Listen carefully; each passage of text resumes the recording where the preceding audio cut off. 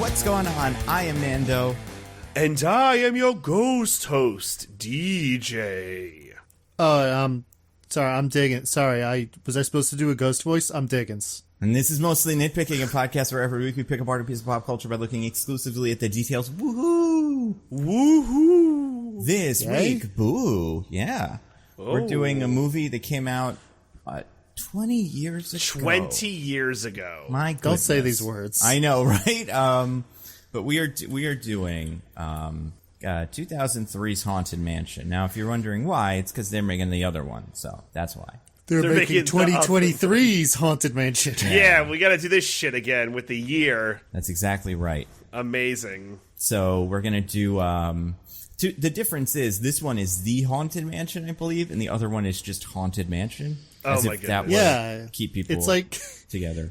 It's like Suicide Squad and The Suicide Squad, except The is the first one. Yeah, that's right. Or Predator and The Predator. That's right. I thought The Suicide Squad was the second one. It is the second one, but the Haunted Mansion is the first one. I'm saying in this case, The is the first one. Actually, with Predator, also The was the later one. That's right. Yeah, that's what it usually is you put The onto something to make it. I feel like there's another example of this, but I can't remember what it is. But The Fast and Furious. That's right. No, The was the first one there. Yeah, that The one. Fast and the Furious is number 1. Yeah. Fast and Furious is number 4. Yeah. The way you said it's so true is number 4, right? Because it had a lot going on there. I mean, listen, they did their best. Speaking of people that did their best, we got to talk about news this week. So much news. Oh my gosh! Whoa. You wouldn't believe it. I mean, it's news o'clock, guys. Check your watch. Does it say it's news o'clock? My clock says news. I can't believe it. Wow. That's There's no right. numbers on my phone anymore. It just says news all over it. It's been like that all day, and this is just today because huge news. There's probably other news from like the other days, but today, which is the 11th, happy 7-Eleven, by the way. It is. Slurpee? I did not. I Thank just heaven. noticed 7-Eleven today. Oh. They only had one flavor at the 7-Eleven I went to. I mean, I went at 5 o'clock. It was Sprite lemonade, and it was not good. Yeah, it seems rough. But obviously Coke was gone. Dragon, what's up? No, I'm just saying you got to do it. Like you can't. Oh yeah, you know. Yeah. Even if it's bad, yeah. No, it stinks, but is what it is. Reason for the season. Mm-hmm. It's like we got to pay attention. But yeah, so today we got a Slurpee's a torrent of lots and lots of news. A bunch of trailers, probably because the actors are about to go on strike, and I think we said we've all seen most of them. So let's start with the one that's the boringest one, for me at least, the Ahsoka trailer. You guys see that? Yeah. No.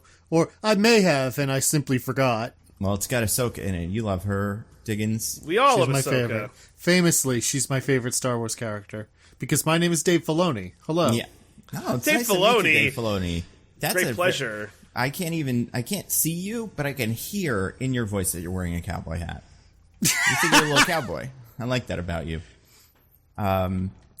Yeah. Cowboy for modern times. I do think it's really funny that, like, for the beginning of this show, like, when the show was coming up, I do think they were selling it as, like, it's like Ahsoka. It's this character. You guys are going to love her. It's going to be everybody's favorite new character. And you don't even need to have watched Rebels to enjoy the show.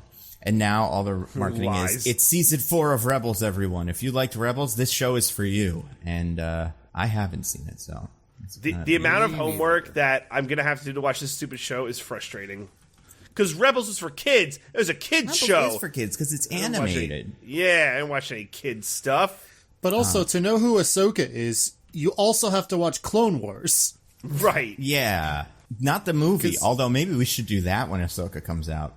Isn't she also in the movie? Well, she is, yeah, but nobody counts that anymore. Right. Even though it has Baby Jabba the Hutt. It does have Baby Jabba the Hutt. And if you have the AI write your article about which Star Wars movies count, it might show up in there. But unless you do that, it will not show up. Did you guys see that, by the way? I think it was like a Gizmodo article. It was written by AI. Cool. Yeah. The world's over. But yeah, so Ahsoka. This one had all the people we know and love. Mary Elizabeth Winstead's one. The Twi'lek. I don't know her name. Hera? Maybe something like that? I don't know. Anybody know? It's something like that. None of us. We're the wrong people to have on this. No. We're the right ones. forgot. Was she in a... Wait, hold on. Rebels. She's in Rebels. Oh, she's in Rebels? Okay. I mean, like, it's not Mary Elizabeth Winstead in that, but I would assume she was just hanging around on set during Obi-Wan because she's married to Ewan McGregor, and they just threw a big can of green paint on her. And we're like, and rushed her into the room. You be this one. No one wants to. You can do it. They're the second celebrity couple to come out of a season of Fargo. That's right. Yeah. And so far, none of the other one, even though I think he would make a fantastic Grand Admiral Thrawn. You know, if he did his game night character and had that really, really like slow delivery, I think it could work. That's kind of Grand Admiral Thrawn, right? He's the cop of Star Wars. No, I don't know. But yeah, we got her. We got Thrawn is in it. We saw him. He's blue, just like we always hoped.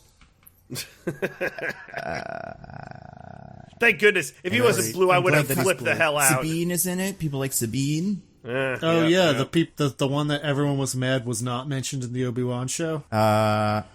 Is that who that is? Sabine is the one that Obi-Wan was kind of in love with, right? No, that's a different character. No, Sabine is the bounty hunter from Rebels, right? Sabine is Mandalorian Jedi apprentice or something. I didn't know she was a Jedi. I didn't know that was part of the deal. Yeah, I mean, like, she's... I guess she's like, it seems like she's a Jedi in training or something, but I think she has the Darksaber at some point.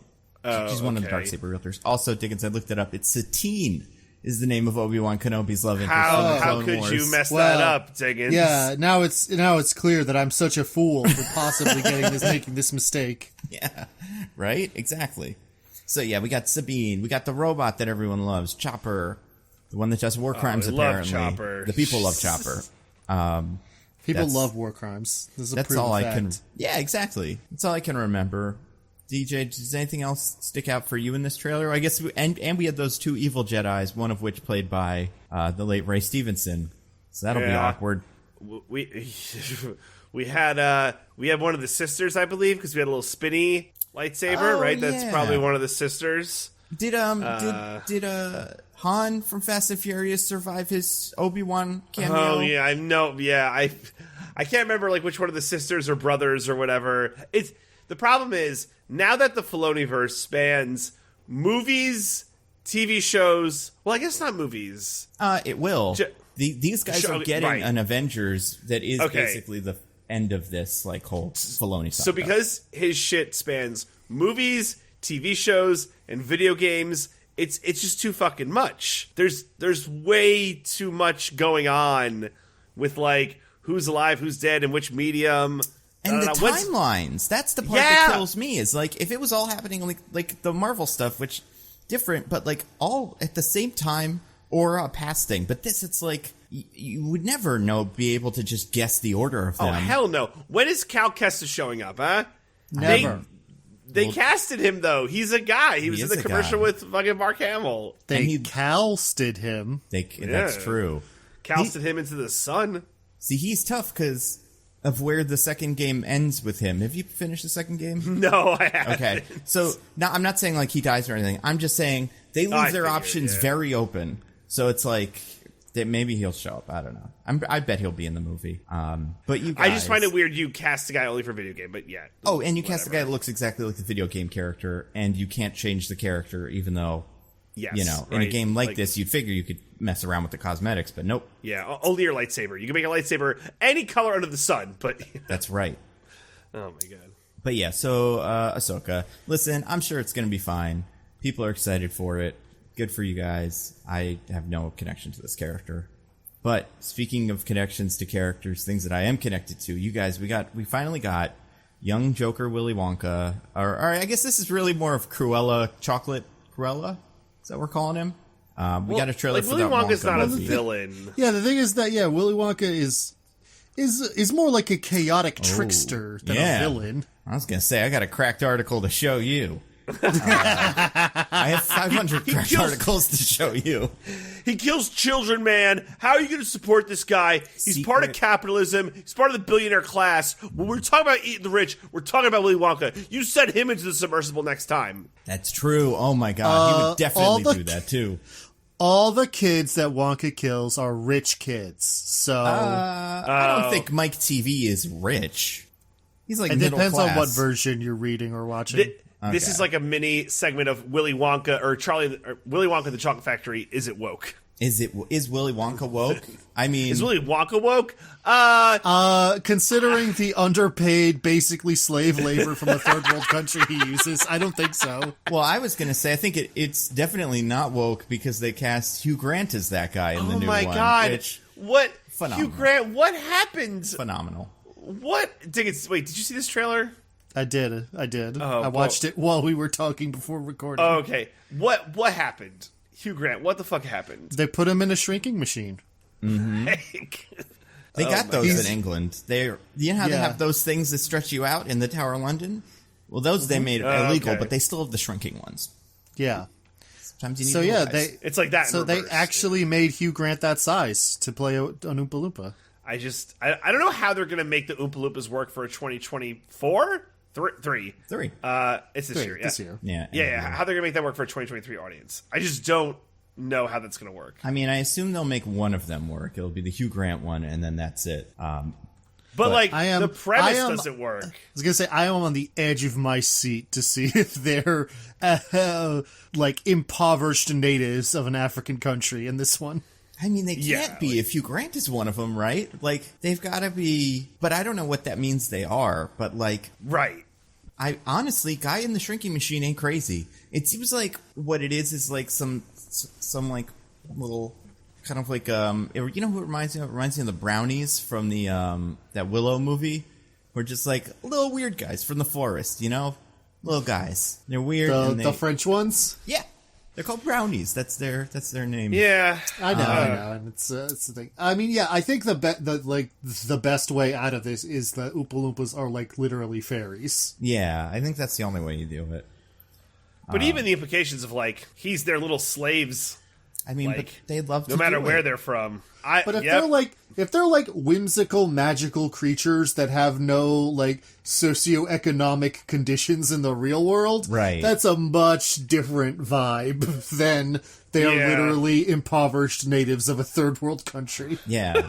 Honestly, it's like Star Wars. It's like that thing where the droids all have a little bar that they drink in, and it's like, well, you can't show us this. We were fine until you showed us this. But yeah, we had. You can't have the droid bar where all the droids talk about how much they love being slaves. Yeah. It's all we have. We don't want AI to replace us. Yeah. Oh man, we got the droids. I mean the Oompa Loompa, the one of them. What'd you guys think of this trailer? I did not care for it. Which part specifically?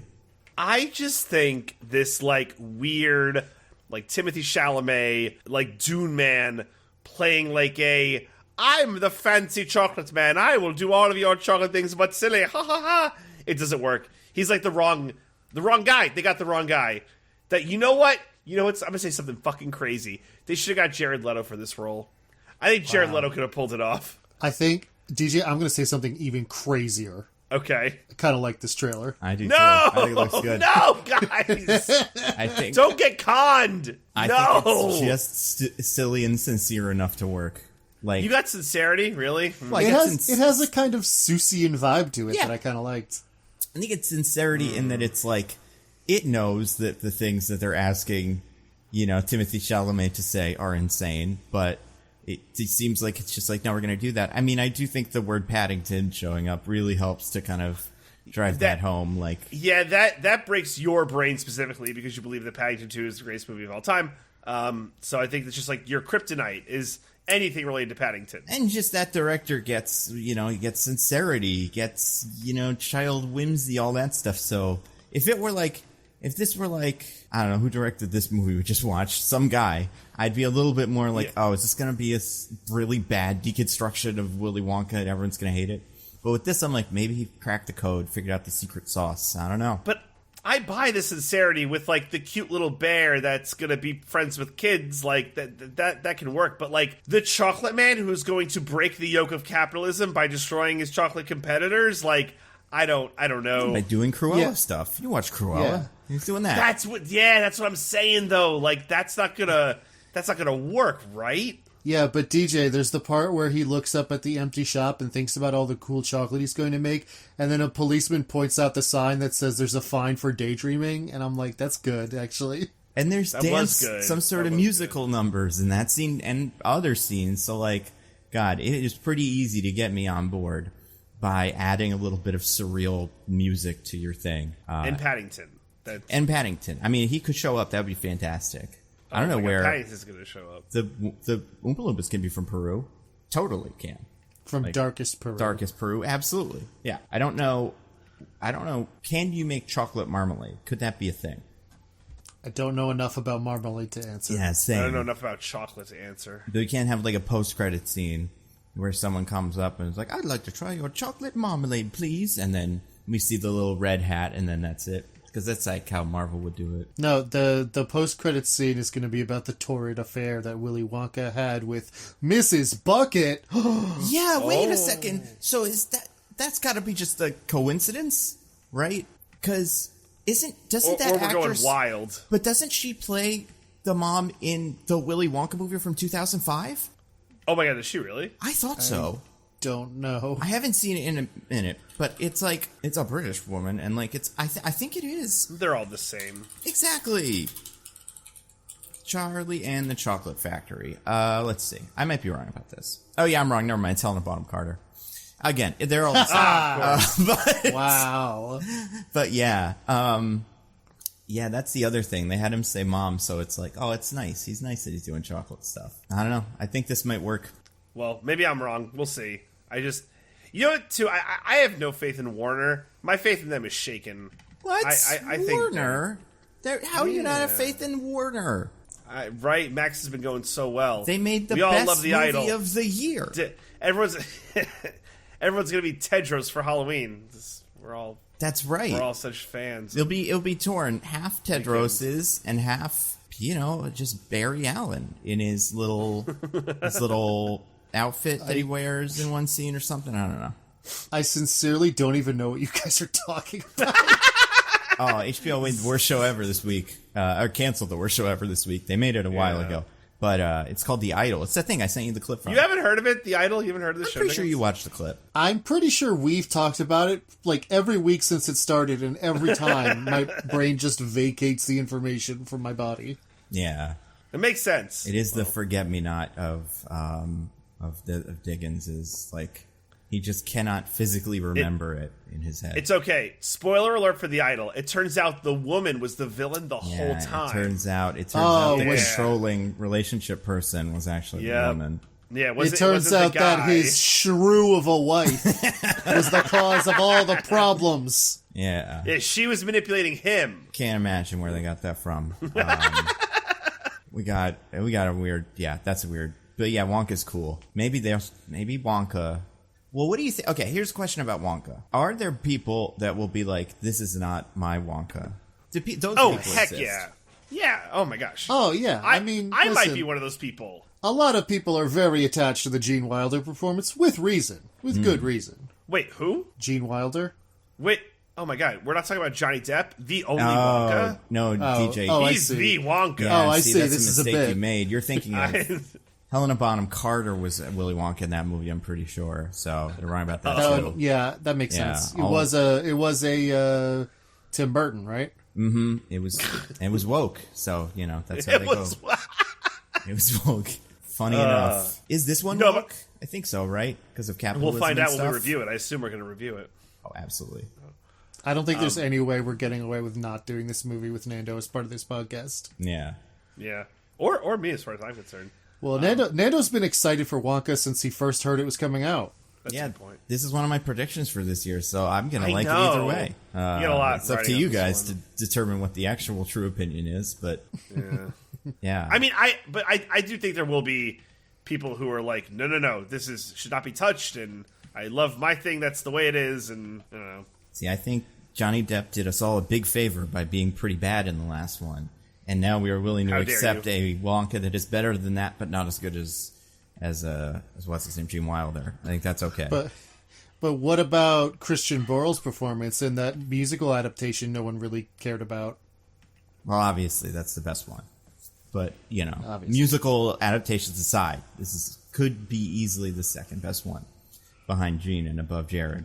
I don't know. I put this aside, but we'll figure it out. I can't wait. But yeah, so those were the trailers. There's also a Blue Beetle trailer, but I don't really want to talk about it because it looks fine, but it's another one of those like DC trailers that shows you the whole movie. So Yeah. it can't stop. Can't stop, won't stop. But guys, the other news, speaking of DC whole movies, they put in some more actors in some of the movies, you guys. We got 3 new actors. Whoa. In order of ones we've talked about very recently. There's going to be a Hawk Girl in the Superman movie. Oh. Played by the little girl from Transformers 5. I believe the actor's name is Isabel Merced. You guys remember her? She was the one who's in the beginning of the movie, and then what's his name? Mark Wahlberg calls her Jennifer Lopez, and then we barely see her again. Oh, yeah. Oh, she was like Bumblebee's best friend before he died? Well, no, not Bumblebee. Not Bumblebee. Oh, What's the his other. name? Like Canopy, I think? Sure, whatever. Yeah. So she is going to be playing Hawk Girl, which I think is interesting because she's 22. And if they're going for a Hawk Girl Jon Stewart romance, which I have a feeling they will, that means that the Jon Stewart will probably be around that same age. So that's interesting. Okay. She's also 5 feet tall. Oh. So wings are going to be real big. It's going to be dragging them around. But yeah, she's fine. I don't know. She was fine in that Transformers movie, I guess. Don't have super strong feelings. Yeah. But you guys remember Darwin from X-Men First Class, the Unkillable Mutant? Obviously. Yeah, he's so cool. Yeah, so that guy, Edie Gathegi. I think I got that close. I don't know. He'll be playing Mr. Terrific, you guys. Oh. Whoa. In the Superman movie also. Yeah. Well, that sounds terrific. It is terrific. Unless they kill him in this too, that would be so funny. If just the first thing that happens is Lex Luthor cuts his head off. It's like, no matter how much you think you are an indispensable part of the cinematic universe, Edie, you are wrong. Your guy died here too. But yeah, no, he's in there. He's Mr. Terrific. Mr. Terrific's cool. You guys like him? Never heard of him. Never heard of him? I know who Mr. Terrific is, but that's about it. I don't really know anything about him. Mr. Terrific's great. To be fair, there are 2 Mr. Terrifics. He's great. He's not terrific. Well, yeah, I don't know. I don't want to give him too much credit, but he is the first Mr. Terrific too much. Was a guy from the Justice Society who nobody likes, but he had a big shirt that said, or a big jacket, like costume that said fair play. So that's kind of stuck around. The Mr. Terrific is a genius who invents little nanotechnology balls, and he has a jacket that says fair play on the arm. But he's one of the, super geniuses of the DC universe. I think we've known James Gunn was going to put him in something for a while because he Mastodon-did a picture of him not too long ago, back when we were Mastodoning. Yeah, but he's going to get on Threads now. That's going to be what he gets on. Exactly. He's going to be threading. But I think Mr. Terrific is fun. I think people will like him. He was in the Flash show for a while. The character was okay.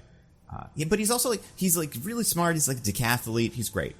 Okay. Other character though, the big one, the whatever we're going to call him, the big head honcho of this movie, as far as I'm concerned now, because this movie went from being Superman Legacy to Guy Gardner Legacy : Superman also, because Guy Gardner is in this movie, played by Nathan Fillion, which is just phenomenal. Huh. And he's going to have the haircut that is dumb. Is he too old to be a Guy Gardner? That's not a crazy question. He is older than I kind of expected he would be in this.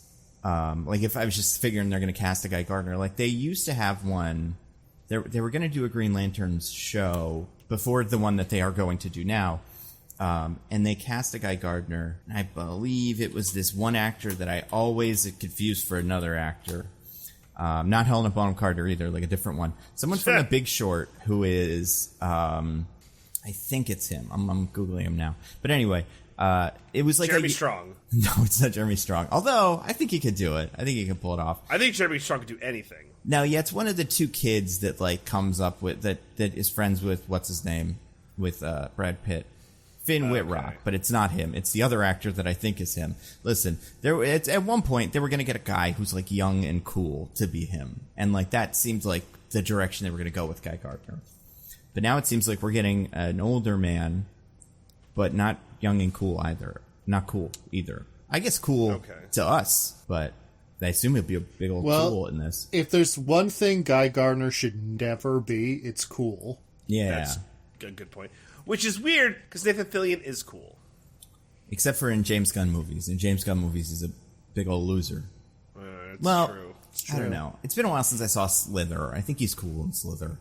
But in our most recent Guardians of the Galaxy movie, he gets beat up a bunch. Yeah. I have a question, a general DCEU question. How long are we going to go before we get another DCEU movie after Blue Beetle? Superman. So a year? Like a year? Like it's going to be a full calendar year. There's no... So 2025? Yes. There's no way we're getting that movie by 2025. There's no way. Definitely not if all the actors go on strike, but... And the writers, right? Like, well, unless AI... AI could probably write a Superman script. That's probably on the table. I feel pretty good about it. Oh, absolutely. But James Gunn, I think, said he has already written this one, so... So you just got to shoot it? All right. He just has to shoot it and not change any of the words. We'll see. If it's only a year, then like I think it'll be fine. If we don't get these to like 2027, everyone's gonna be like, no, just no. I don't care. We're done. I mean, some people are probably gonna start there. Because they don't care about these movies anymore. So I get that. But you see, Guy Gardner bringing them all back. All right, we'll see. I do think it's as soon as everyone sees that bowl cut, they'll be like, I'm so in. I do think it's interesting. I pointed this out on Twitter that we're getting Guy Gardner. We just finished the Shazam thing, but he might come back. Who knows? Blue Beetle movie's coming out that references Ted Kord. He definitely seems to exist in this universe. If he is dead, then he doesn't exist anymore, but he could exist. A Blue Beetle show and a Batman movie, which is like half of the Justice League International, one of the best DC comic teams that the comic fans all love. Someone else who's an important part of Justice League International has shown up in a DCEU property. Well, yeah, and there's a lot of pick and chooses if you want to. We just got Martian Manhunter and Zack Snyder. You could steal him back again. We had a Black Canary and whatchamacallit, steal her back. And then, Max Lord, Pedro Pascal, is the manager of that team. And he could totally be in it, too, if we wanted to remind people of that movie. But, yeah, it's a great... Well, hey, I think we all agreed at the time that Pedro Pascal's performance was one of the best parts of that movie. Oh, absolutely.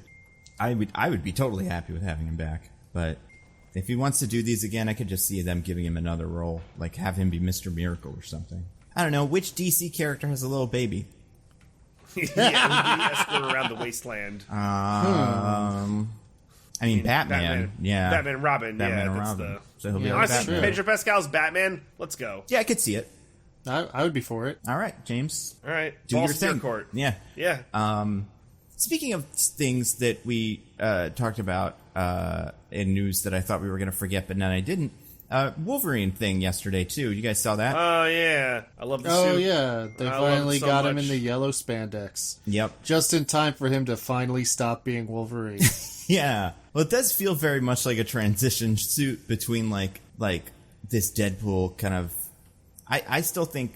I think it looks great, but it also has all those Marvel lines where they're all, like, lots of vertical, diagonal lines everywhere for no reason. Yeah. And I think we get this one, and then when we do Wolverine proper in the MCU, we cast somebody else, we just give him a leotard. Like, like Christopher Reeves in those Superman movies. And then we can do, like, a good Wolverine. The perfect suit. But, I mean, I think this looks okay. Yeah, I mean, we'll see how this looks. I mean, listen, nothing's going to look bad put on Hugh Jackman's body. That's true. It's true. It's going to be tough, though, in the movie where they can't speak because those scripts are all written on riffs on the day, and they can't riff because of the strike. So it's going to be like a silent film. And also, they can't be there because of the actor strike. That's true. You think they really were trying to squeeze everything in this week? Oh, my God, maybe. Is it possible? Okay, ready? Here's our new dystopian Hollywood future. Could the studios take the images they've already shot, use AI to generate the actors and their voices and the scripts, and we are now computer movies. It's all animators and coders and who never get paid, and they are now the makers of our movies. So, DJ, there's actually two questions in your question there. The Okay. first one is can they do that? The answer is no. It would be horrible and no one would like it. But the implicit question is, do they think they can do that? Yeah. And the answer is yes. Yes. And I think the reason it seems even more plausible is because, like, so then you have just underpaid animators and, like, people working on the movie. And Yeah, then, we've already broken their spirit. They expect only crumbs. And if they try to unionize, we'll just replace them with AI. And eventually it'll be one guy, it'll be Zaslav sitting on top of a big iron throne and just a bunch of computers below him doing all the work. And he just screams the word Superman at them, and then they make him a Superman movie. This is Space Jam 2. Yeah, algae They rhythm. predicted it. We're just getting it. Yeah, you know It's crazy that they made Space Jam 2 and then just did it. Yeah. Like, we're the idiots because they told us. They're like, guys, this is the future. And we're like, oh, what a dumb premise for a movie. But no, they did it. They warned us. Yeah, we are Or actively threatened. getting. Like, Well, we're getting Tomorrowlanded right now. This was our Tomorrowland. Has everyone seen Tomorrowland? Speaking of Disney movies that are based on theme park rides, then the end of the movie, Hugh Jackman, or not Hugh Jackman, the other one, what's his name? I thought it was George Clooney in that one. The new one. George Clooney is the good guy, but then the bad guy, Dr. House, whatever his name is. Hugh Laurie. Hugh Laurie, there you go. Yeah, Hugh Laurie gives a big speech that's like, yeah, we wanted you to stop climate change, so we made all the movies about climate change, and you guys just thought it was cool, so I guess we're fucked. Like, that's his big speech at the end of the movie. It's pretty good. I like it. And the movie's not great. I understand why people don't like it. That one speech is pretty cool. So yeah, that was that, but for AI movies. Yeah. Oh man, we're doomed. We are doomed. Well, Hollywood's doomed. I think we're fine.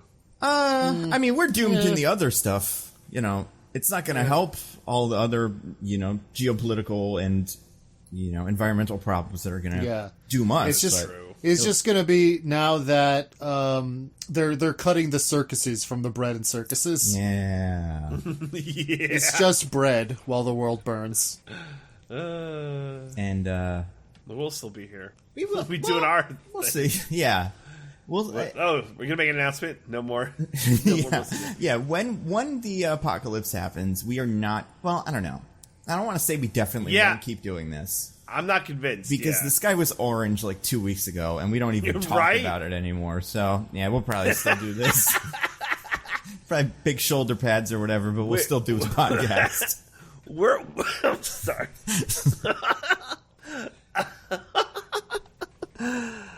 We are also culpable. Yeah.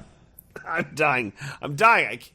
Well, speaking of people dying, specifically, just like kind of choking to death. We got to talk about a movie that I'm good. A movie we desperately don't want to talk about. Hence all this news. Exactly, and I mean, yeah, it's it'll be relevant in a month. I'm glad I saw it, knowing that I have seen it, and then when I see the new one, I'll be like, oh, that's interesting.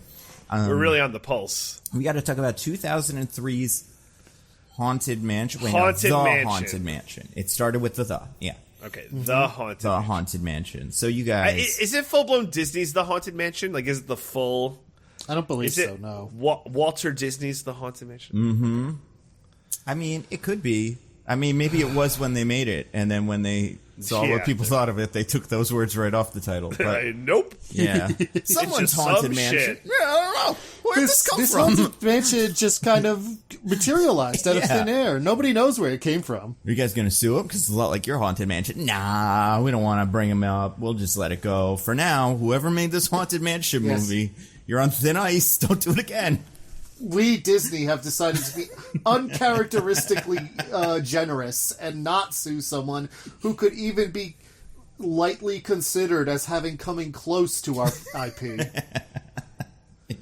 Honestly, I'm looking at the picture of this. Walt Disney Pictures is on this, like on the poster, but it is small. It is like very small print. Walt Disney Pictures, very small print, presents larger print Eddie Murphy, and then under that the Haunted Mansion. This is another Dwayne Johnson League of Super Pets situation. Hey, yep. The star is above the title in a way that would maybe trick someone into thinking the movie is called Eddie Murphy. You guys, speaking of Eddie Murphy, we got to talk about the Haunted Mansion, 2003's, directed by Rob Minkoff. You guys, Written by David Birnbaum. So they're back, the classic pair. Yeah. And you guys, it starred so many people. Eddie Murphy, like I said, from the poster. Yeah. Jennifer Tilly as Madame Whoa. Leota. In there. Yep. Terrence Stamp as Ramsley. He's cool. Wallace Shawn makes an appearance. A couple other Love people. him. We'll get to them as they come up. But yeah, it's a who's who of veritable guys that are from stuff. And it's, we'll talk about how we thought about it. But before that, we have to determine the we have to use our ancient wisdom to figure out what the IMDb summary for this movie is. Yeah, Nando, and you get to be the guy. I'm so excited because this is first of all, it's a summary I would not want to do. So I'm glad I don't have to. This is also a week where there is some really weird trivia that I was looking up, so there's some fun trivia to do. And also, you wouldn't believe how they make this one. Basically, there's one person, and this is in the IMDb, B isn't spelling bee, that is named the IMDb God. That's what their name is. And they go to sleep in a crypt. They sleep in a crypt every night. And then they are awoken by a team of sorcerers every morning. And then the team of sorcerers brings them to an altar. And then on the altar, they touch their head with a big staff. And then a big giant explosion happens. And all the words and all the movies and everything related to movies. So it's not just the summaries. It's like the actors that are in them, what the quotes are, what the goofs are, all that stuff comes out of their mouths. And there's a scribe who's writing it all down. And then the person kind of goes back to sleep. We put him back in the crypt. And then the next day, we bring him out for the next day's movies. But that thing that is taken down by the scribe, part of that is the IMDb summary that the IMDb guy gives us. And I have one for someone's The Haunted Mansion. I don't Mystery person. think it's too bad. Okay. I think it goes a little too long. I'm not saying what? Yeah, I'm not saying it's super long. Here's what I'll say. It's not an incredibly long one, but in the beginning, I'm like, oh, okay, and then in the end, I'm like, we didn't need this. All right. As last week's loser, Diggins, you get to decide who goes first. I've decided that I'm going to go first. Okay. All right. So, a real estate mogul, God, what the hell's his name? Don't tell him. I actually know this. Jim Evers. Damn it. Along with his wife and kids, are invited to see a decrepit mansion outside of New Orleans. When they arrive, however, they find they're in for the fright of their lives, as the 999 ghosts that inhabit the mansion reveal their sinister plot. And the fate they have in store for Jim's wife. I forget her name. Okay. DJ? Okay. After taking a detour from their family vacation, After taking a detour from their family vacation, real estate agent Jim Evers decides to take the family to a glorious mansion for the sale of a lifetime. They soon learn of a horrible curse that may threaten their family if they are unable to break it. Yeah, I'm going to say it's a tie of not that great. We both beefed it. Yeah, okay. Yeah, there were some details I that frequently beef it. There were details when DJ started. I was like, oh, this could go right, but it wasn't really that right.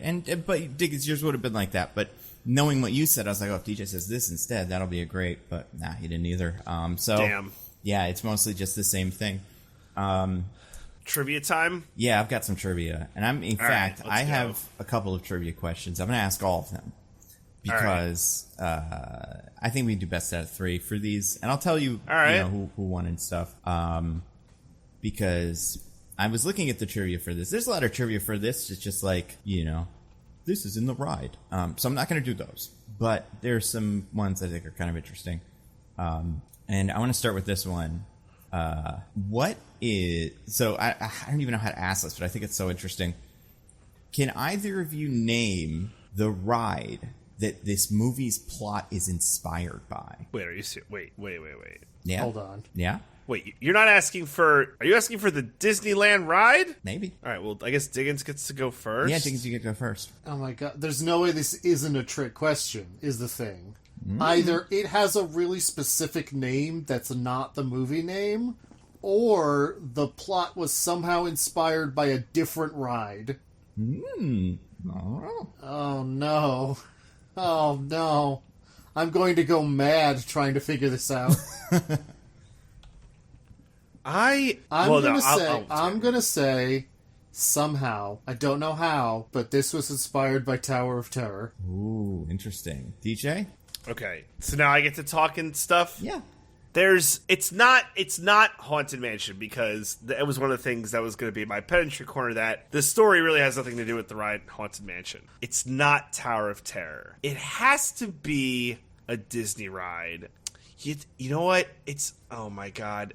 Like, it's either a ride that like no longer exists, like how Disneyland has like Mr. Toad's Wild Ride, but like it isn't in Disney World. Like some weird thing like that, like some weird esoteric ride. Yeah, it's the Indiana Jones live experience. Right, yeah. Is what this is based on.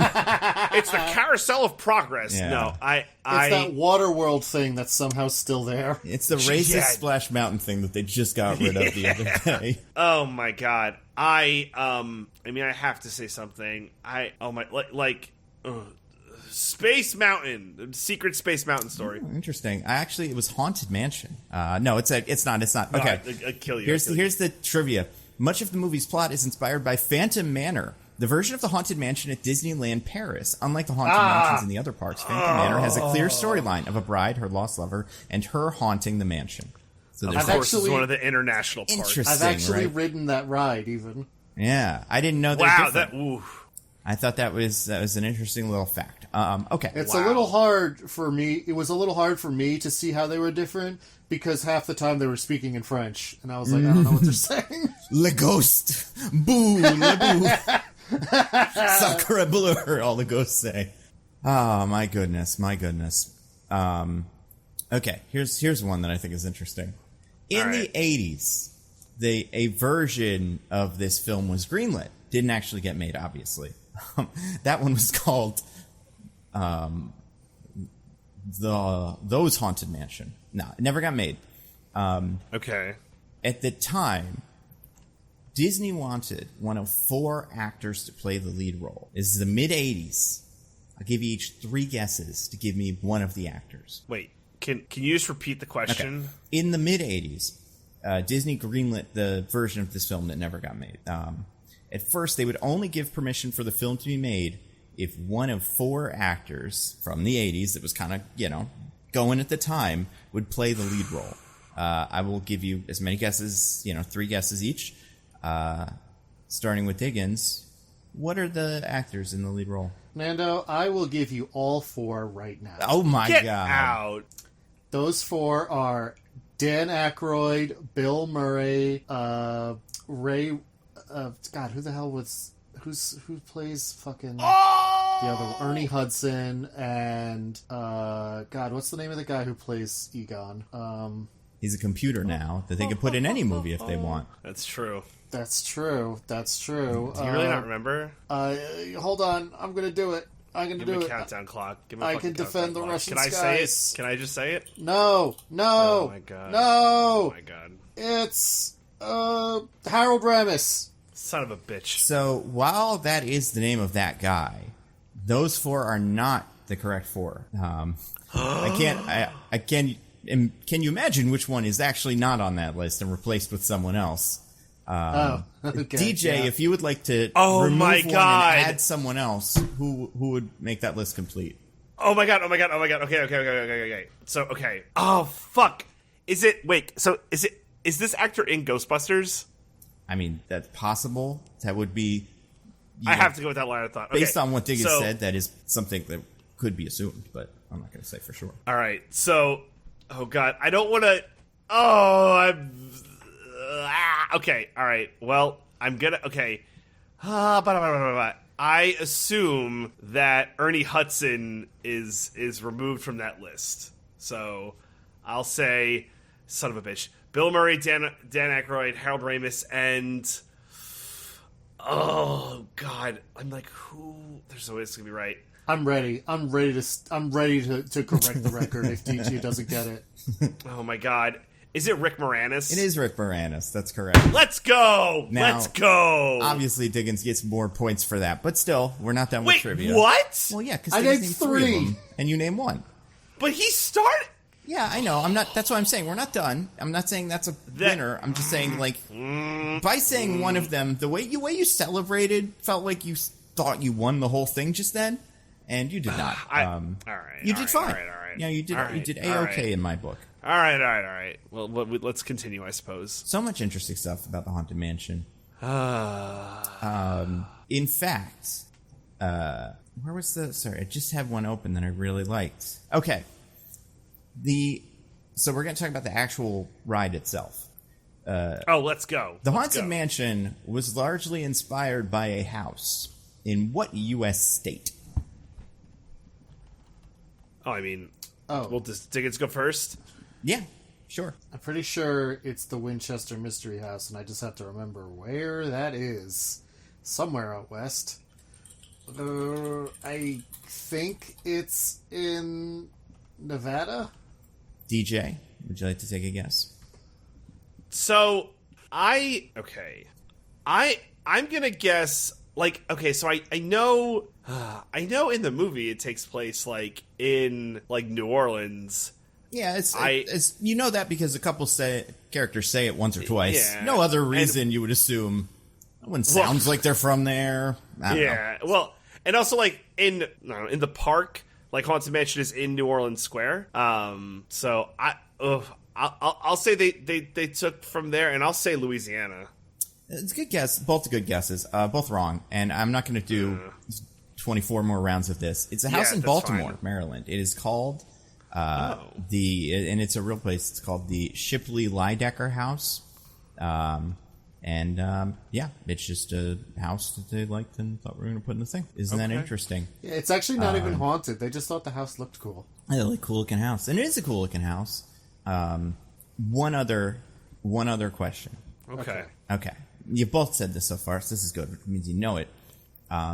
The movie is set in New Orleans because the Disneyland Haunted Mansion ride is in New Orleans Square. Yeah. The Disney World Haunted Mansion is not.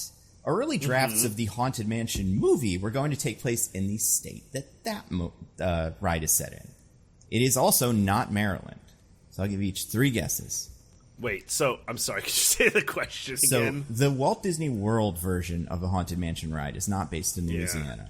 It's based in another state in the United States. And it's also not Baltimore, Maryland. It's not that one either. It's a different place where this movie was originally going to be set until the director decided it probably should be New Orleans. This is blatant non-Disney adult discrimination. Having this question in here.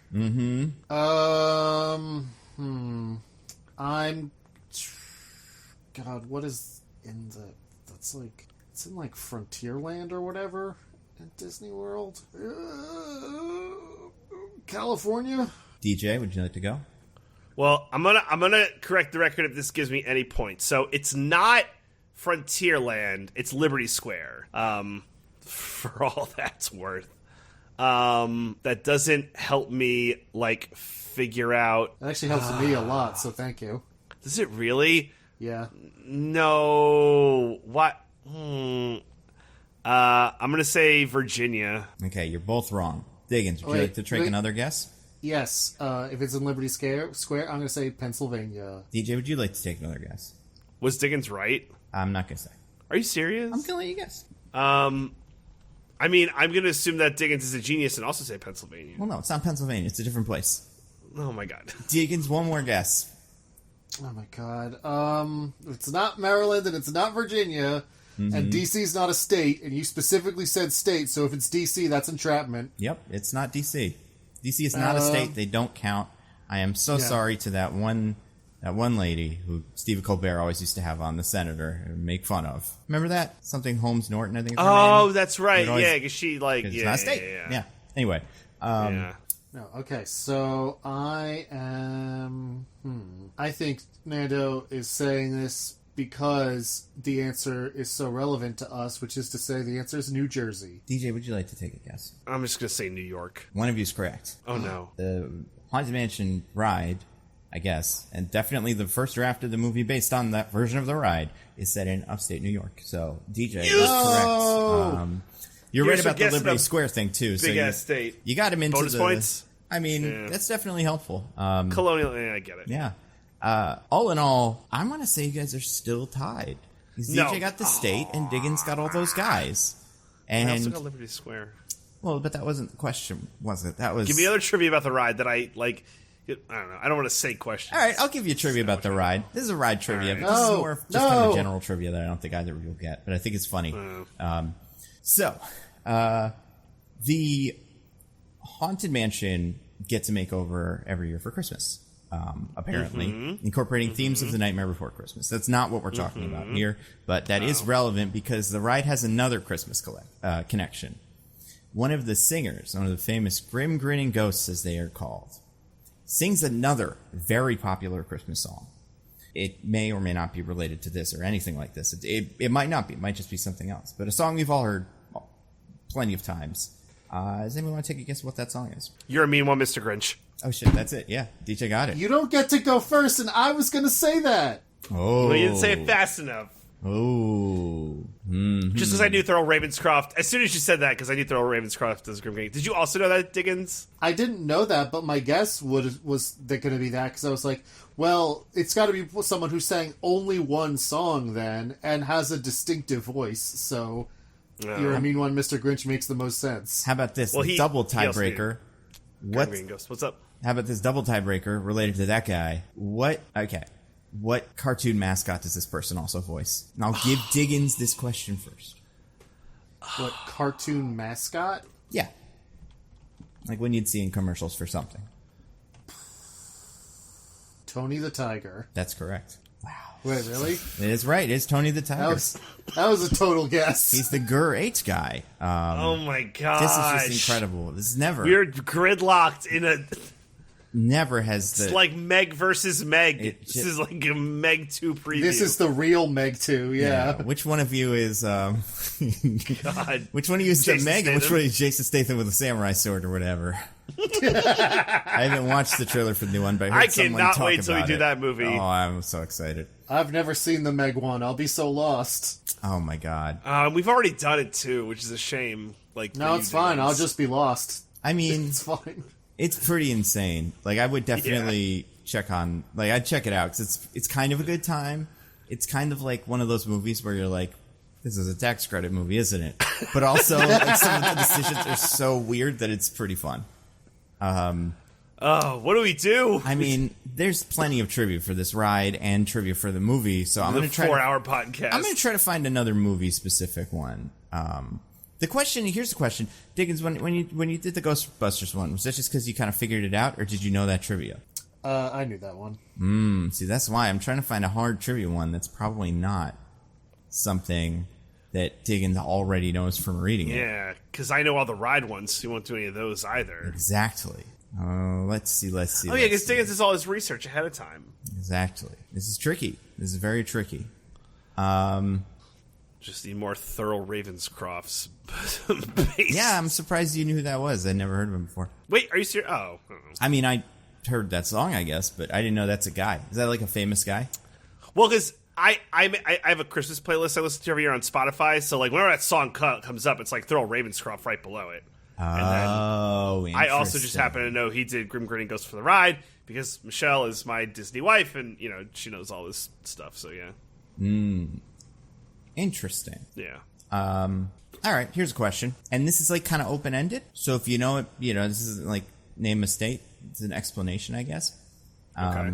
I guess in the ride, this is also true. The ride has a raven in it. Maybe that's a motif. I don't know. They had to put that in the movie. However, they did not use real ravens during the filming of the movie. Do you know why? They didn't use a real raven? Yeah, they used a different bird. Completely different bird, but for a reason. I go first, and I will say they used crows instead of ravens because ravens are so big that people didn't believe it. DJ, what's your guess? So do I have to guess the bird and the reason why? No, just the reason. Are ravens some weird, like, protected class, and it's like animal cruelty to use a raven? Well, I won't say either of you have it. One of you is closer. I'm going to give it to the person who's closer. Wait. Can we do one more? Sure, you do one more. All right. I'm going to say Eddie Murphy is scared of ravens. Oh, I love that so much. DJ, what's your guess? The second guess. There was whenever they shot it, there was some crazy bird flu that led to, like, an unavailability of ravens. Yeah, so I'm going to say DJ gets this. It's not, you didn't get it correct, but you were in the right ballpark. It was a harmless bird originating from Africa. As the film was shot in California, the state's law on domesticated birds of prey was very strictly implemented, causing producers to use the said harmless bird due to its similarities and characteristics to a raven. Apparently, it is illegal to just have a raven and bring one into California. Isn't that interesting? Okay. Yeah. Okay. But it's not because Eddie Murphy is scared of ravens. That would be great. Or there was a terrible bird flu. Or the bird flu. It would be funny if, like, that was... You've heard that story about the ravens where they showed someone's picture a million times and now all the ravens hate them. If that person also did that to Eddie Murphy. Just like... they saw whatever, it's just like... It's one of his enemies, I guess. The Motion Picture Academy or Bill Cosby or someone else that he had angered over the course of his career leading up until this. And then they were like, this will show him. But yeah, that was really... It was a lot. Yeah, I'm going to say DJ wins it. Yeah, I think that's a win. Yeah! That's enough for a win. I think this is a travesty. This is a mockery of justice. I think history will vindicate me. I think this was like the most head-to-head trivia like we've ever had on this podcast. I know, like, it's not this trivia might take more time than everything else we do with this movie. Oh, yeah. I mean... Like I said, there's nothing interesting about the movie besides the things that are kind of like the things from the ride, Besides and then they changed trivia. this. Yeah, but yeah, we'll definitely talk about. We'll see how much we can talk about. Here's the actual summary: a realtor and his wife and children are summoned to a mansion, which they soon discover is haunted. And when they attempt to escape, he learns an important lesson about the family he has neglected. So, I think I called him a realtor, which I was really excited. Like DJ sounded like DJ was going to do, but he didn't. You both said mansion, you both said haunted, you both said family. And someone said learned, which I was like, oh, that's good. But then you didn't learn the lesson, you learned there was haunted. So neither of you were super close. But yeah, no, I agree. That's not a great summary, is it? No, not really. But DJ, as the winner, you get to listen to Diggins explain what happens in this movie. Oh, this is going to be hard. Is it? It's like 3 things happen. Yeah, but I have to remember them. Oh, right.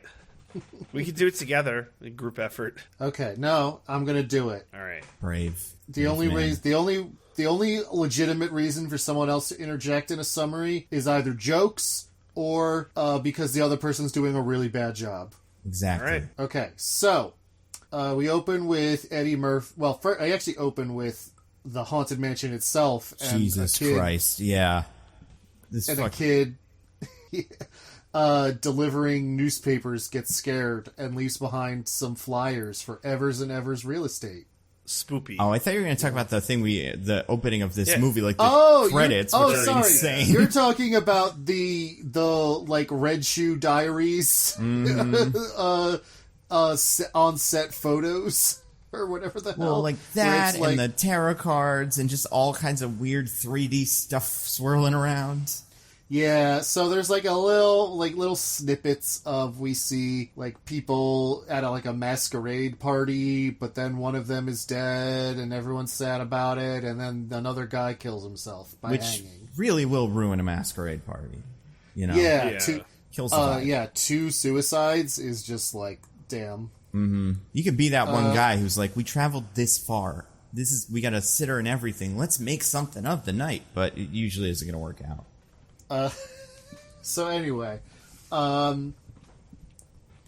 Yeah, so there's that, and then there's the kid getting scared, and then we have Eddie Murphy doing the hard sell on a big house, because it's 2003, the housing market is great, and that's never going to change. Yeah.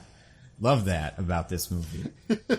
Hero realtor selling people houses they might not be able to afford. Yeah, the real horror movie comes 5 years later. Yeah. So he's doing that, and then his wife calls him and is like, don't forget our big anniversary dinner. And he's like, I won't. But then he's celebrating selling the house, and the family, the couple that he sold it to, that sold it, the ones that hired him to sell it, are like, stay and celebrate with us. And he's like, okay. And then another couple's like, we want to sell our house. And he's like, okay. And I'm like, this is kind of weird, because the movie is showing that he genuinely does want to get back, but also it's just like the universe is throwing itself at him to not get back. I don't know. It's not that bad, but it's kind of weird. No, yeah, anyway, this movie knows what a movie like this is supposed to have. It's seen Jingle All the Way. It knows what the perfect movie, how you set that up, but it forgot to do the thing where the husband actually neglects the family in a way that's like, gets you on the family side.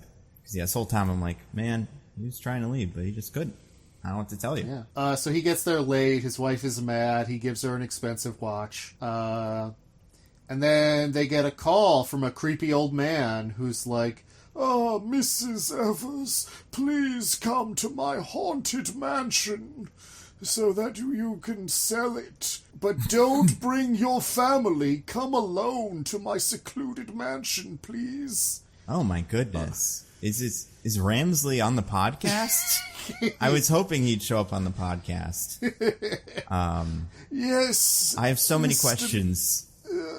Master Nando, I've decided to come to set the record straight about what happened at the haunted mansion. Oh, it seemed like you just said, like, during the movie, you confessed to your crimes, but did other things happen? They really Disneyfied the ending. We'll get to it later, but I think you'll find that things actually turned out quite differently. Interesting. I do have a question. Where are all the New Orleans people?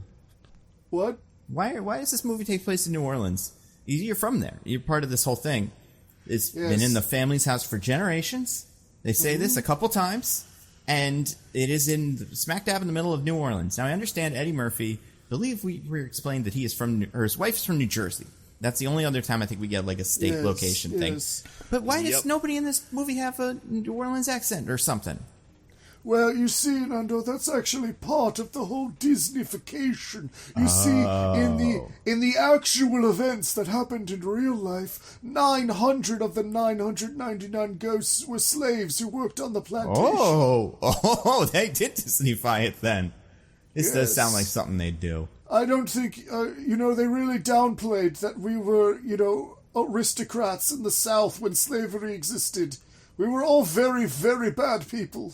Yeah, now that I think about it, that's like the 20s maybe when your character... when does the first party take place? I don't recall. Turn of the century, something like that. They said it was like 100 years, I think. Yeah. So yes, it would have been around 1900, so I guess... I was so old when I died. Yes, I certainly was alive during slavery. Oh my gosh, that's true. Yes. And you guys were in New Orleans? Well, I don't know. New Orleans, maybe they weren't. Maybe they were like cool. We loved slavery. Damn it. We loved it so much. You weren't like, oh shucks, slavery's not good. You guys were like, yeah, and slavery. The reason Let's go, baby. The phrase selling someone down the river comes from the fact that the Mississippi was a prime hub of the slave trade. Interesting. Yes. That's good trivia. Yes, so you see, most of the ghosts were slaves. Interesting. That at some point the family, my master's family, Gracie? Yeah. The Gracie family? Yes, slaves they had owned. Terrible. Yes. As for why we don't have New Orleans accents or Louisiana accents of any kind, well, I'm British, so there's that. That makes sense. I'll take. Yes, all butlers are British. Once you become a butler, you become British. You actually get a new passport and everything. Ooh. Oh, now that's not good now because they have to leave the EU. Yes, I got sent my new blue passport. Was that what they wanted? Something like that. I don't know. But also I'm a ghost, so I'm not allowed to have a passport anyway. Aww. Yes, the law is very discriminatory against ghosts. You're missing But out. then how do you ride the ghost trains? Ooh, good question. I guess you can't take them out of the country. Yeah, you just can't leave the borders of the United States. Anyway, should I let Diggins get back to the summary? Probably. Sure. All right, maybe I'll come back later to talk more about what really happened. I'd love to hear it. So yeah, take some time, hang out. What is it that you do in your spare time? Make some cookies.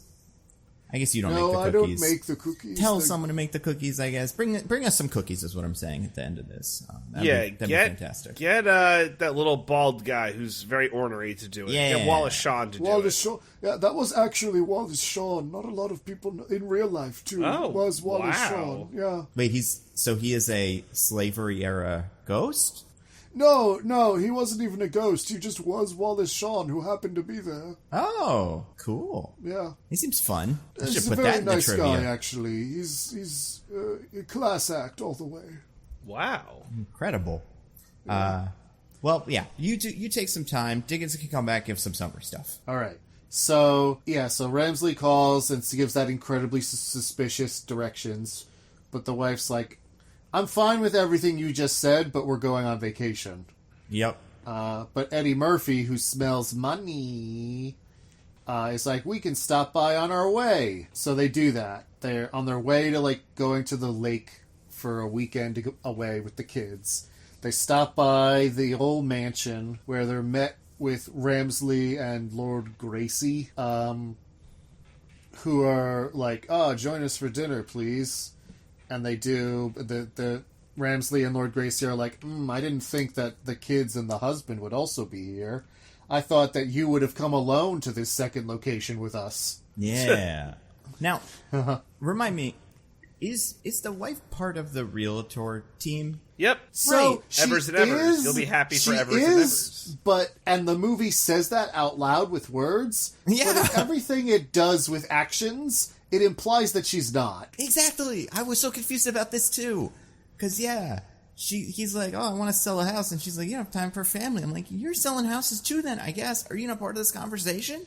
But, yeah, I guess she barely is. Yeah, it's really bizarre. She notes how the style of the house is like Italian or whatever. That's true, yeah. So she knows that. Mm-hmm. She knows houses. Yeah. Maybe that's her expertise. She knows houses. So they're there, they have an awkward dinner conversation, and then it starts raining really hard, which I guess is a thing ghosts can do. Or it's a feature of the mansion. Really every night it rains or whatever. Maybe, I don't know. Anyway, so they have to stay there because it's raining too hard. That classic haunted house trope. You're Rocky Horror. That's right. Very Rocky Horror, this movie classic is. Rocky Horror. Classic Rocky Horror. Anyway, the wife is really mad at Eddie Murphy because he always does this. He always puts work first.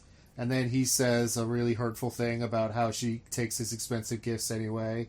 And I'm like, at this point, I also like Nando. I'm like, isn't she also part of the business? It's not like you're the only one making money. Yeah. Yeah. But she gets really mad, and then Ramsley's like, Lord Gracie wants to speak with you. So he goes to the library to speak with Lord Gracie, but Lord Gracie doesn't show up, and he finds a secret tunnel by flipping a statue's head, so he blunders in there and gets caught. Then Lord Gracie meets with his wife and tells her the story of the tragic history of the mansion, which is that 100 years ago, his grandfather had met the love of his life, a woman named Elizabeth Henshaw, and they were going to get married, but then suddenly she broke it off and died, killed herself or something. And then he was so heartbroken that he also killed himself. And then, at this point, the wife doesn't, but should have said, wait, so your grandfather died without ever getting married? How were you born? Yeah. Yeah, but she's too busy just looking around. This character just nothing but just look around and go, huh, that's so interesting. Wow, yeah. that's so sad. Huh. She's one of the dullest characters. Wow, you could really tell the Listen. Italian influence. Yep. I don't want to rag on this actress too hard because it's not like she had a lot of material to work with, but she's not doing a lot with it. Oh, yeah, no, I'm mostly talking about this character. It's just written like she just has no sense whatsoever throughout this. I don't think Eddie Murphy's like the smartest. I think this family is doing a pretty bad job of navigating a haunted mansion situation, but it takes her so long to catch on. It's genuinely surprising. I feel like if there were like a pet in the room, it would be like pulling her away. Like, I figured it out. He thinks you're the bride, but she's just like, oh, look at this table. What was that you were saying about your dead wife? I mean, your grandson or something? I don't know.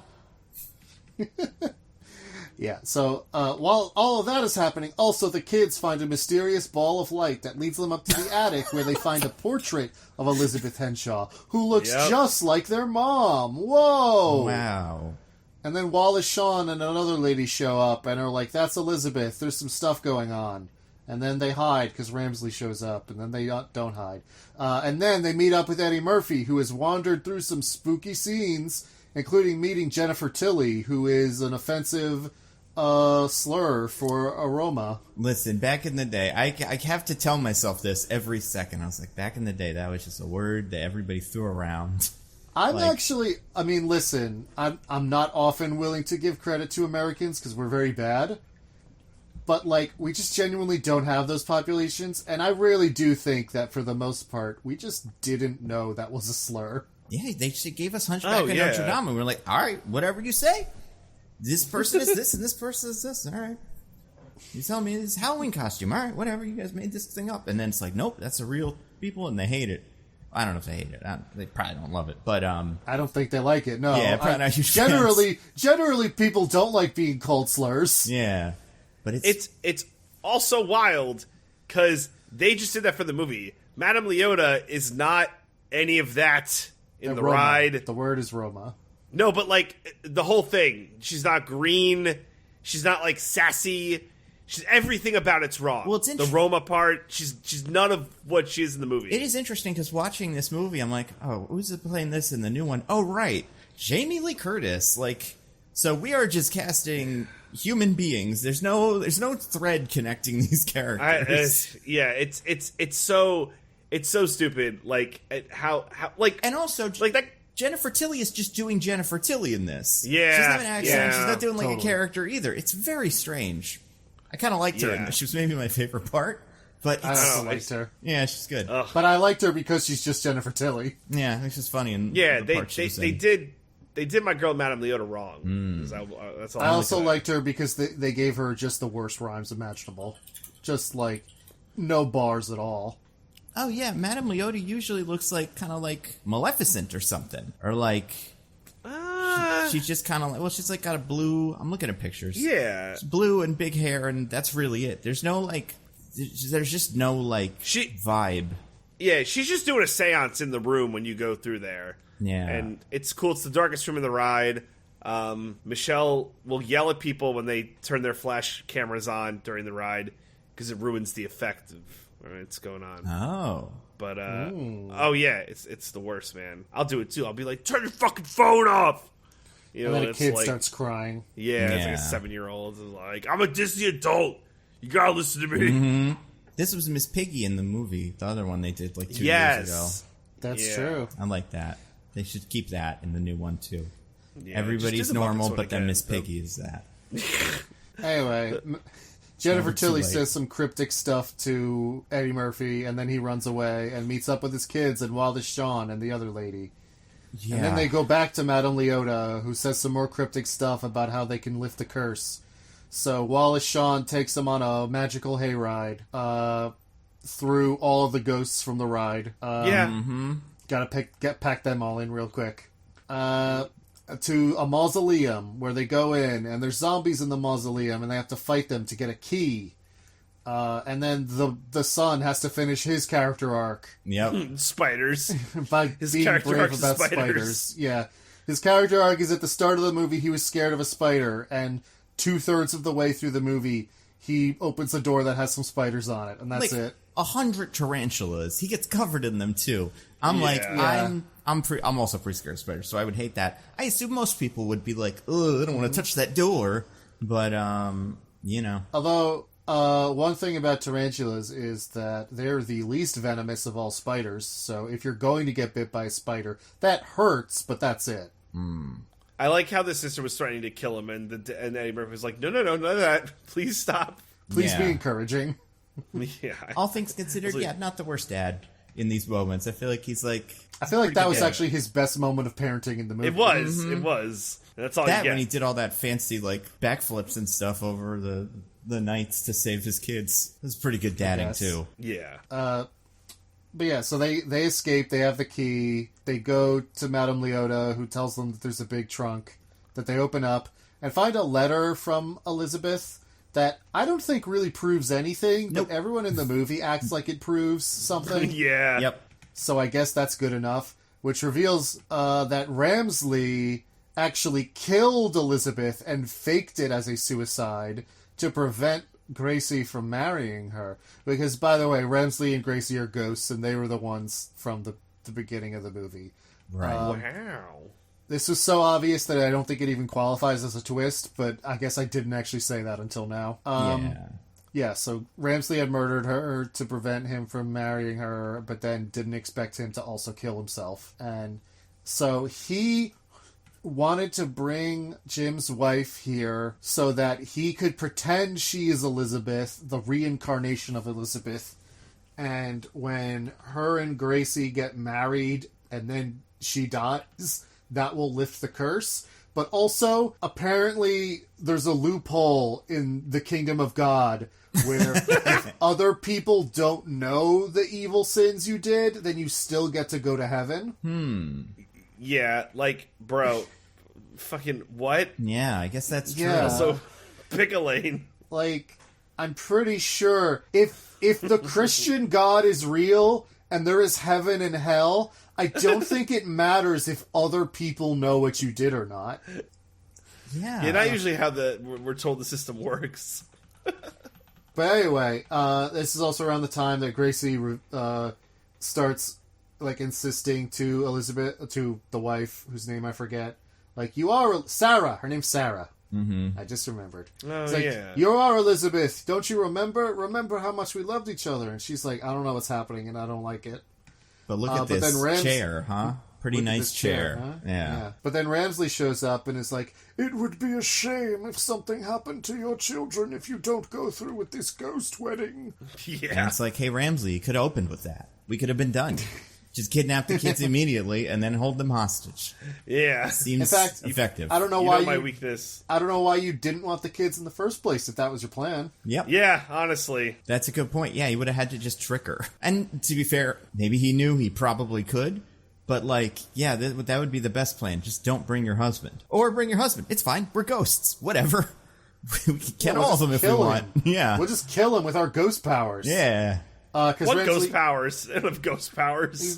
They do in that one scene where They teleport. After Ramsley reveals to Eddie Murphy and the kids that he was the murderer, he picks Eddie Murphy up by the neck and throws him out of the house. Oh, yeah. And then Never the house comes up again, though. the house like magically is able to like fix glass and everything that stop Eddie Murphy from coming in. Yeah. And that's why he has the kids. He kidnapped them after he threw Eddie Murphy out of the house. Right. Yeah. So they're going to have a big wedding where Ramsley's officiating, and then she's going to drink, and then Sarah's going to drink poison and die, and that will lift the curse somehow. But Eddie Murphy's like, I don't want that to happen. I got to break in the house, but then he can't do it. And he's like, well, I give up. Yeah, he's like, oh, well. I tried It's two so things. strong. I tried nothing, and I'm all out of ideas. Yeah. And then Madame Leota rolls over and is like, why don't you try again? And he's like, why didn't I think of that? Yep. So he gets in the car and crashes it into the mansion, which does get him in. And then he does a bunch of backflips and stuff like Nando said, saves the kids, And they all burst in right in time to say, I object, when Ramsley says, if anyone has any objections, which really... Why would you ask? Why would you ask when you're doing your, like, shotgun ghost wedding? Also, were you piping this through the whole house? How could they hear that? He charges through the room and immediately says, I object. And it's like, that was his plan. He's like, in that part of the speech. Even if it's like, you may kiss the bride, I object. That's true, yeah. Or if, like, we are here today, I object, wherever they were. Minutes ago, dude. You did way too many backflips. Guys, we are just doing a joke from Shrek right now. Oh, is this in Shrek? Oh, damn it. Yeah, remember Donkey's like, you gotta come in right when he asks if there's objections. Oh, yeah. So they try to find out where they are in the wedding, and it turns out they're past that. Shrek was a funny movie. Is this movie funny? No. Man, shoot. I kind of thought because Shrek worked, this would work too, but it doesn't. Yeah, it's a shame. That's something we'll learn in the early to late 2000s. So they burst in. Lord Gracie's like, how dare you interrupt my wedding? And then Eddie Murphy's like, look at this letter where the woman you were going to marry says she loves you. And he's like, a love letter from the woman who I was going to marry? That means she couldn't have killed herself. Incredible. And Ramsey's like, it's true, I did it. And now I hate you all. Murderer. Damn you all to hell. And then a fire dragon comes out of the fireplace and eats What's Ramsley. the dragon? It's the devil. And everyone's like, that was wild. Anyway, It's Satan from the Bible, I assume. yeah, it's the Christian devil. Rob Mankoff and David Birnbaum know something we don't. When they put this one together, they were like, you obviously have to make the devil look like a big dragon on fire. I assume, there's so many things like that, like choices where I'd be like, well, that must be in the ride. There must be a part where a car crashes through the ride. Otherwise, why would they do that? No, it's not there. Yeah, okay. No. None of that's there. Yeah. Bummer. But yeah, None of that is in the ride. This happens as Ramsey's eyes glow, and you're like, oh no, he's doing an evil thing, getting this evil fire dragon, and this is the final, confrontation. But then the fire dragon just eats Ramsley and leaves. And you're like, oh, well, I guess that's the end of the movie. Yeah, I thought that the fire dragon was going to merge with Ramsey to make some incredible... Like, this is his final form. It's like, you... I'm not Ramsley, so I can't do it as good, but he was going to be like, you've yet to see my final form. Yeah. And then it's the... Well, because I hoped that dragon. One of the other Disney villains who dies in a kind of similar way could have come out. Like Frollo could have come out of the fire. Like, I'm helping. I want you to have sex with that person. I'm going to use my hell powers that I've accumulated over the last 5 years. Like a big dragon. Because he gets dragged to hell. Facilier gets dragged to hell. His movie hasn't happened yet, although he's right next door. Yeah, right. Whistle explodes. There's a couple of them that I'm like, he could do this. Yeah. But Princess and the Frog takes place in like the 30s, right? Oh yeah, that's true. Actually, it has happened by then. Yeah. So maybe that is Dr. Facilier. Probably. Gotta assume there's not that. Well, I guess it's kind of something New Orleans is known for, but man, what a coincidence. It's not. Well, it's known for kind of like spooky ghost stuff a little bit. That's true. Also, he's got the any semblance of a Creole accent, so he wouldn't fit into this at all. You have to be British. True. Everybody in this movie's British. Or Eddie Murphy and stuff. But. Or Eddie Murphy, yeah. So Lord Gracie's like, well, I'm sad now. But then the glowing spirit ball that guided the children like a million hours ago in the movie descends and possesses... Oh, and Sarah dies because she did drink the poison a little. Yeah. Which, but the glow... Sarah, come on. Pretend the first time. Yeah. Do at least one fake drink and then get told you have to do it. But she just goes for it on one. This family, man, they are tired of these kids. You could tell. Eddie Murphy, oh, shucks, I tried to break that window. I guess no more kids for me. And then the mom, too, it's like, you said I have to... All right, I guess I'll drink this poison. But... I mean, can you blame them? I guess Megan not. and Michael aren't bringing their best. Mm-hmm. Yeah.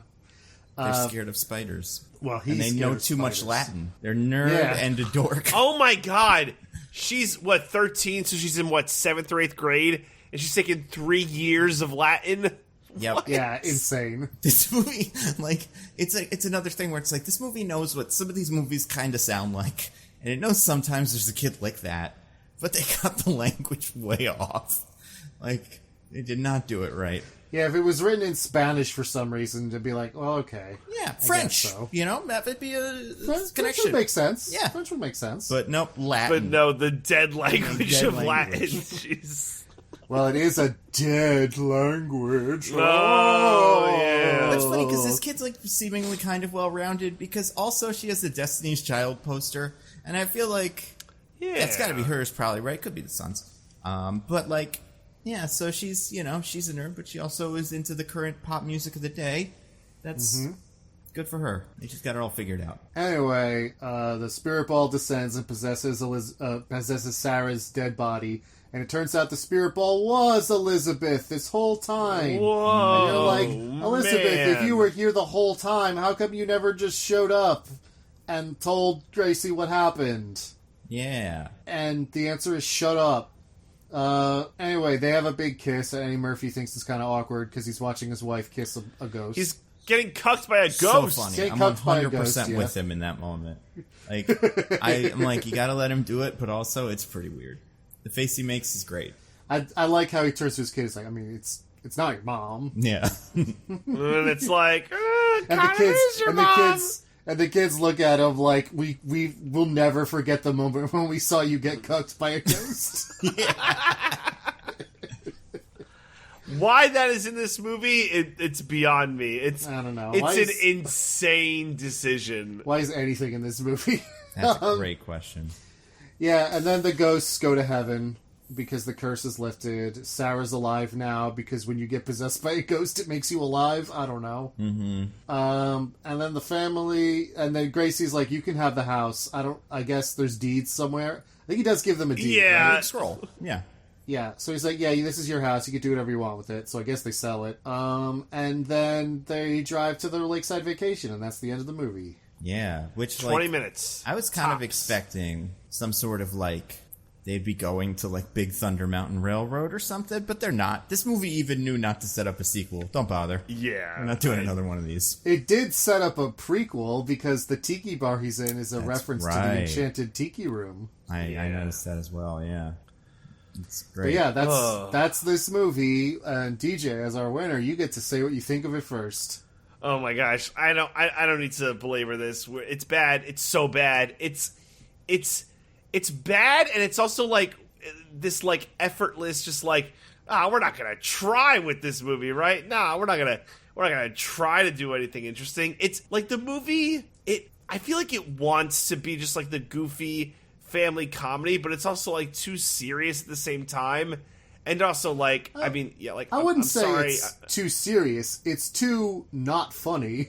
Like, Yeah. bland. Yeah. That's what it is. It's like just too bland and nothing's going on. Like, the premise for this movie should be, like, the fun, goofy family comedy, but it's just, it's not there, bro. It's not there. And it sucks so hard.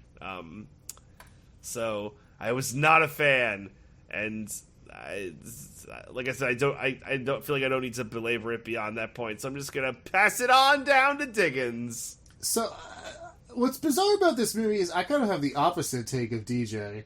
Oh, really? What's bizarre about this movie is that it feels like they were trying to make a real movie. They failed miserably. The movie's bad. Yep. But, like, it would have been easy to just make a version of the ride where it's like Eddie Murphy... it's like the Muppets one, where it's like they Right. show up, Yeah. a bunch of stuff from the ride happens to them, and then the movie ends. Like, I think like the Goosebumps movie with Jack Black, Yeah. which is Yeah. pretty much just a series of things from the books that happen over and over again. But it's like goofy and light and fun, and I think that movie's all right. Yeah, that move's okay. This movie is trying to like have a real story to it and like actually like do something. The problem is that the stuff it's doing is uninteresting and they don't know how to do it well. Because it's such a bland, like rote, like Nando said, dad works too hard and doesn't have time for his family sort of plot. But also they don't do it very well, where it's like they soften the bits where he's neglecting them, where he is trying and things just kind of happen. And then the rest of the movie's not really about that. Like, him neglecting his family has nothing to do with anything that happens after they get to the mansion. Same thing with, like, the kid and the spiders. Like, other than that he has to open a door that has some spiders on it, it never matters in the entire movie if he's brave or not. It's just, it feels so perfunctory in that way. Like, they just That's a good word. They just sort of plugged in the numbers. And all of this would be forgivable if the movie had some, like, decent set pieces in it, or if the jokes were funny. And Lord help him, Eddie Murphy's trying. He's doing his best. But there's simply nothing there. So yeah, it's a bad movie. I did not like it. What about you, Nando? You know, I think I wanted to like this one. I wanted to have found a hidden gem because I really like Eddie Murphy. And looking back into, like, the history of comedy and stuff, he's such an important figure. And, like, this was, like we're saying, right after Shrek. He's cashing in all his Shrek coupons. And, man, this movie, like, it's so... It's not that this movie's the worst movie ever made, because it's not. It's fine. But, like, if this movie was anything, it would have been such a huge hit. Because it's Disney on the heels of Pirates mixed with the character everyone loves from Shrek. But it's just, like, yeah, there's too much, like, hey, like, there's one part where Jennifer Tilly, the ghost, what's it called, like a fortune ball thing, what's it called, crystal ball, is like, you gotta go get the key, and then they go get the key, and then they come back, and she's like, all right, now go get the trunk, and Eddie Murphy's like, you said the key was the last thing, and I'm like, yeah, what are we even doing? Like, is this a video game? Why are we just going to different lands and getting keys? Like, there's no story. And then on the other side, everything we're doing with the mom is like, just every so often we check on this kind of continuous scene of the ghost man explaining his ghost love plan stuff, and the mom just kind of not listening, I guess, and nodding along. But it's so, that part stinks. Love Eddie Murphy in general. I think he's fine in this. But yeah, I also don't think, I think this could have helped. It's hard because this movie, like we said, came out after Pirates 1, which was a humongous hit and, like, great game-changing movie at the time. Couldn't believe it. It made Pirates cool, which is, like, you know, that's tough. But one of the things about the Pirates movies that I think makes them work is that very, very distinct kind of aesthetic of, like, this is what it is, and this is why it's kind of fun to watch this take place. This movie is everything. The ghosts look like everything. The magic looks like everything. The crypt has real fucking zombies from, like, a horror movie, but also all the ghosts are like blue vapor. And I just feel like if they had decided on a very, very specific aesthetic and not just felt the need to incorporate X, Y, and Z from the ride, I think it maybe could have worked on just that, on, like, the visual charm of it. But yeah, it didn't have that either. So yeah, I was not a fan of this. Also, the other humongous mistake this movie makes is it has a character, I can't remember where, Invoke the Good Name of Casper, a movie that came out 96, so 6 years prior to this, I think, and, like, just does most of this stuff better. Yeah, right, because it's 2003. This was 2003. I'm pretty sure Casper was 96. I'm not positive about that. But yeah, like, the ghosts look cool. The ghosts have, like, more of a look, and the horror-y, you know, adjacent stuff, the family stuff, all that works better there. And it doesn't feel like this is, like, a ripoff of Casper either, but it's like, yeah, that worked, though. So this could be done. Just, you guys put it together in a way that's really weird. Funny enough, the director of this movie, I didn't realize this until I just looked it up, directed The Lion King. And the writer of this movie wrote Elf. So, like, the pieces were there. This could have worked. Yeah. But I think if you had to imagine a movie, like, if you told me some of the things from this movie, but not the ride, never showed me the ride, I think you could make a movie that's kind of fun. But I do think the fact that this is based on a Disney ride that they had to hit all these beats of feels like it's why I think it feels like kind of a video game. Mm-hmm. Yeah. But, and also Jennifer Tilly is good in it. And Terrence Stamp is fine.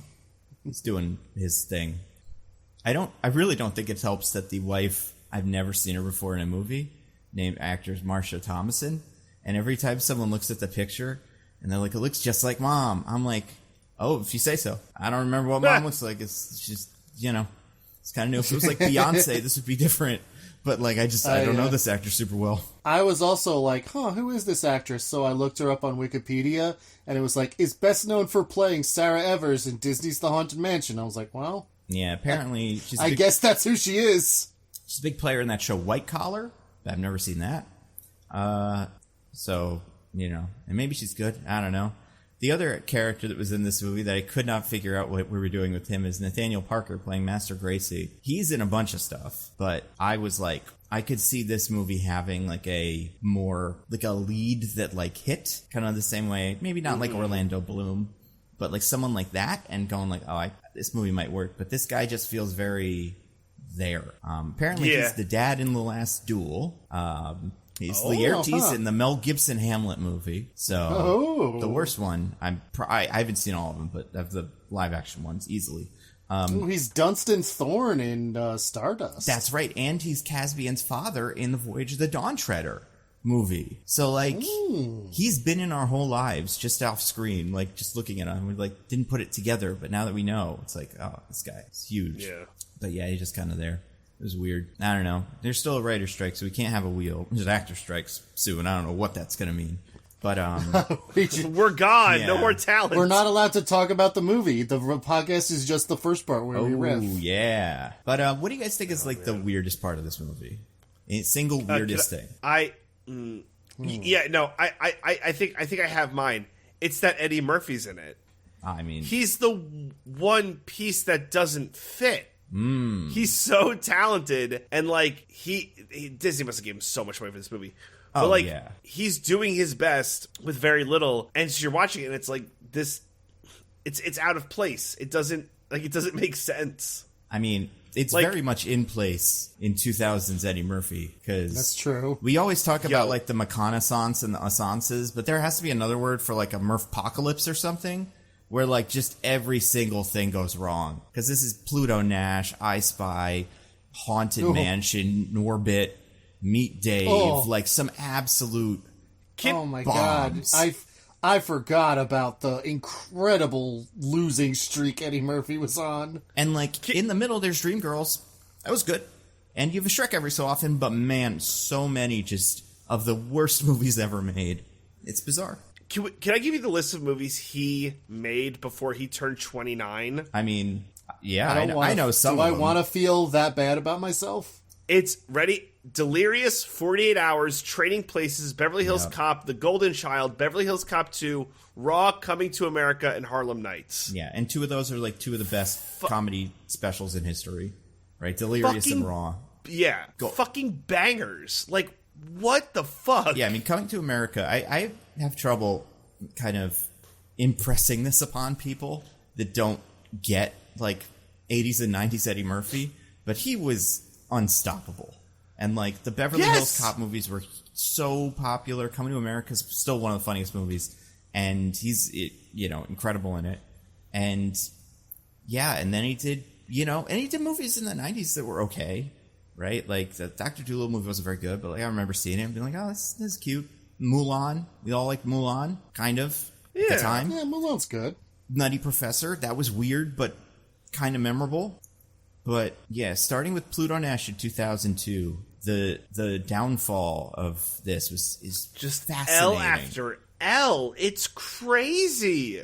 Yeah. It doesn't make any sense. And it took him so long to get back. I would say the Dolomite movie from 2019 is the first real hit he had since... No. Yeah, since Dreamgirls, for sure. He didn't do very many movies. Like, he hasn't acted a lot since the 2010s. Yeah. Besides... He's just a really bright star, like, so early. And then... And, like...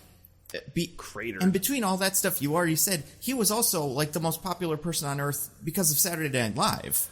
Where he was, like, creating a bazillion characters that would, like, go down in history. Like, yeah, he was such a huge star. And the Oscars hated him. And Bill Cosby hated him. And look what happened, Who was right now? I guess old Axel Foley wins again. But... Maybe. Do you think we're due for an Eddie Murphy assance? I mean, I would say after Dolomite, he did Coming to America 2, was very good. And then he did that movie, You People, starring everyone's favorite guy, Jonah Hill. Remember that? Oh, no. Yeah, it's the one where he wouldn't kiss the person, and they CGI'd the kiss. Really weird. People that don't know what that is, Google it. But he's got a Beverly Hills Cop movie coming out, apparently. So, like, maybe that'll be something, but I don't know. After, like, Zoolander 2 and Coming to America, these like a long time has passed comedies don't seem to work. Oh, yeah. But also, he's got to be like a billionaire, so I'm sure for him it's like, Oh, yeah, he's it fine. would be fun if I was in a humongous hit, but I don't really need to. Yeah. What's your favorite Eddie Murphy movie besides this? My favorite Eddie Murphy movie? That's a good question. Like, Eddie Murphy movie or movie Eddie Murphy's in? Movie Eddie Murphy's in. God, is the wrong answer Shrek? Because it might be Shrek. Shrek is good. Is that like I love Shrek? I love Shrek so much. Like Shrek and Mulan. Like those are the wrong answers. Like wrong answers only. Favorite Eddie Murphy movie, but yeah, it's like Shrek or Mulan. What about you, Diggins? I mean, it probably is also that just because I haven't really watched a lot of Eddie Murphy movies. Oh my god. Have you seen Coming to America? No, I've never seen it. So funny. Have you seen... Yeah, I've pretty much only seen those two and the bad ones. Really? Have you never seen like Trading Places? Nope. Never seen that one scene where they explain what futures are that shows up on like Twitter every so often? No. Oh, okay. So wait, Diggins, from your perspective, Eddie Murphy is one of the greatest failed actors of our generation. Yeah. Yeah, basically, yeah. I would say like it's interesting. Eddie Murphy, the only other actor I can think of that had a string of hits and bombs like this is Will Smith. Had just like on top of the world, biggest guy ever, 2010 start, and just dud. It's true. And yeah, it's kind of fascinating. But it's like, and it's funny because you even look at like Norbit, which I've never seen, but I've seen pieces of. And you can see how it could work. If Nutty Professor could work, why can't this? Why isn't him in a fat suit doing another voice something? And it just wasn't. And it's not like he wasn't putting in the effort or anything. It just, all the scripts were bad. It's really fascinating. Yeah. But yeah, I would recommend. I mean, Coming to America 1 is great. I would say that's probably the best Eddie Murphy movie. Beverly Hills Cop 2 is very good. Both the Beverly Hills first two ones are fun. And I love the Dolomite movie. Like that might be my favorite Eddie Murphy movie, but and I enjoy Shrek and all that too. But yeah, he's insane. He's such a star. Jennifer Tilly, also a star. Not quite as big of a star, but a star in her own right. Did you know she had to be like bolted into something so her head wouldn't move while they recorded her performance? Oh my god. Like, that's horrifying. What does that mean? Wait a second. So did they have her head in a hole in the table and then her head popped up? No, but she couldn't move her head too much because then it would look weird in the crystal ball. So they had her bolted into a device so her head wouldn't be moving while they filmed her. Clutch. Cool. Good. I like that. I like fucking clutch. It's kind of part of the I do think parts of this movie feel like they really tried with some things, and yeah, that was one of them. And I think she was funny. I think her bit where she's in the car is pretty funny. And he's like, hold on to something. She's like, to what? It's pretty good. Yeah. But I again gotta say, though, the rhymes are heinous. So is that in the ride? Because okay, so here's the other thing, kind of important context. I've written this maybe once, but I don't remember it. I know most of my Haunted Mansion stuff from that Muppets movie from 2 years ago. Diggins, do you know most of the stuff? I'm vaguely aware of it. I have not, except for Disneyland Paris, which, like I said, half the time they're speaking French. Right. I have not been to a Disney in 15 years, maybe more. Yeah, same. DJ, have you ever been to Disney World? A couple times, yeah. I've had the pleasure. You ever ridden this one? Yeah, I've ridden this ride a lot. You ride it. It's the ride vehicle is like a sedan. Wait, hold or on. A car. I imagine So what's up? I have to imagine it's a situation where it's you basically have to drag Michelle onto this, right? She hates it. Oh my god, you love she's it so much. reticent. Yeah, she's so reticent because she's scared of it. It's really scary, you know. Yeah. It's spooky. Yeah, it's a spooky ride. And she hates spooky things. Mm-hmm. Yeah, can you blame her? My gosh. Now, is it when you forced her going? Is she on her phone the whole time? Just yeah, I have to keep yelling at her to be like, "Come on, you're ruining the ambiance." Yeah. Also, everybody forget all the stuff we said earlier. Make this bit work. I'm remembering now. When did we talk about this? Oh, right, earlier in the show. Since when have we ever cared about internal consistency? That's yeah. But yeah. So, how many times do you think you've ridden this ride, DJ? At least 20. My goodness. Yeah. Is there a line? I mean, it is a very popular ride, but you Fast Pass or Eugenie. It's cool. Eugenie, yeah, Eugenie. Yeah, no, it's not too bad. Is this Because it is like one of the first Disney rides, right? That's still around or something like that. There's a lot of history to it. I think it's pretty old. Yeah. Yeah. Is it, did they change it besides putting Haunted Mansion or, Nightmare Before Christmas stuff on it? Like, is it mostly the same? Yeah, they did. They do the thing for Christmas, but yeah, I don't think there are a lot of, changes outside of that, if I'm being candid. Interesting. Yeah. If only we had some sort of expert who could be on here and answer all these questions for us. She'll be on maybe if we ever do another Haunted Mansion thing, but they'd no, never make you're another asked Haunted about, Mansion movie after how bad this one is. They would definitely stop. It would take them at Mansion. least 20 years to work up the nerve to make another one. But you'd ask, like, does Madame Leota have bars? Yeah, she's got lines, like, just canned lines that she says, and they do rhyme, so, yeah. Is it, like, a TV, or is it a guy? So they have this in, like, the making of, but I think it's, like, a projection thing. It's cool. Everything how they do in the Haunted Mansion is, like, cool. How they, like, do all of the effects and stuff. But, like, there's, like, a making of you could look at. It's not a person who's, like, roasting members of the audience in real time? No. Okay. No. It's a bummer. Like, if the ride stops because you get stuck in a room, as happens sometimes on Disney rides, you just hear it on a loop. Right. And that's when your cue is to steal all the stuff from the ride. That's how... you just go in and it's like, it's all mine. Yeah, I own this now. Like, because I've ridden the Haunted Mansion so much, like, there are parts of this movie where it's like, it's kind of like the jangly keys, like, oh yeah, that's in the ride. Oh yeah, that's in the ride. Oh yeah, that's in the ride. Right? They, like, pepper it throughout the movie. 100%. As someone who's only kind of familiar with this, it was very clear whenever they slowed down to focus on some guys, but these are some guys.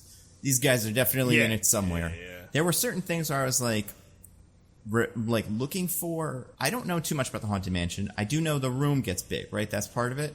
It's like you're in a little elevator and it goes down. Yeah, the room is sinking. I'm surprised they didn't do that in this movie. That's like one of the most iconic things. I'm wondering if in the next, or this one that's coming up, they're going to do more of that stuff. Like, is it going to be more of a Haunted Mansion movie? Yeah, I'm pretty sure it's in the trailer. Like that stretchy room thing.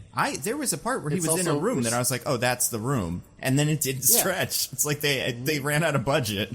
Can't make the room stretch, guys. Just pretend. Go figure. That bit is also responsible for the singular good joke in The Predator. Oh, yeah. Wait, what do you mean? You remember the movie The Predator?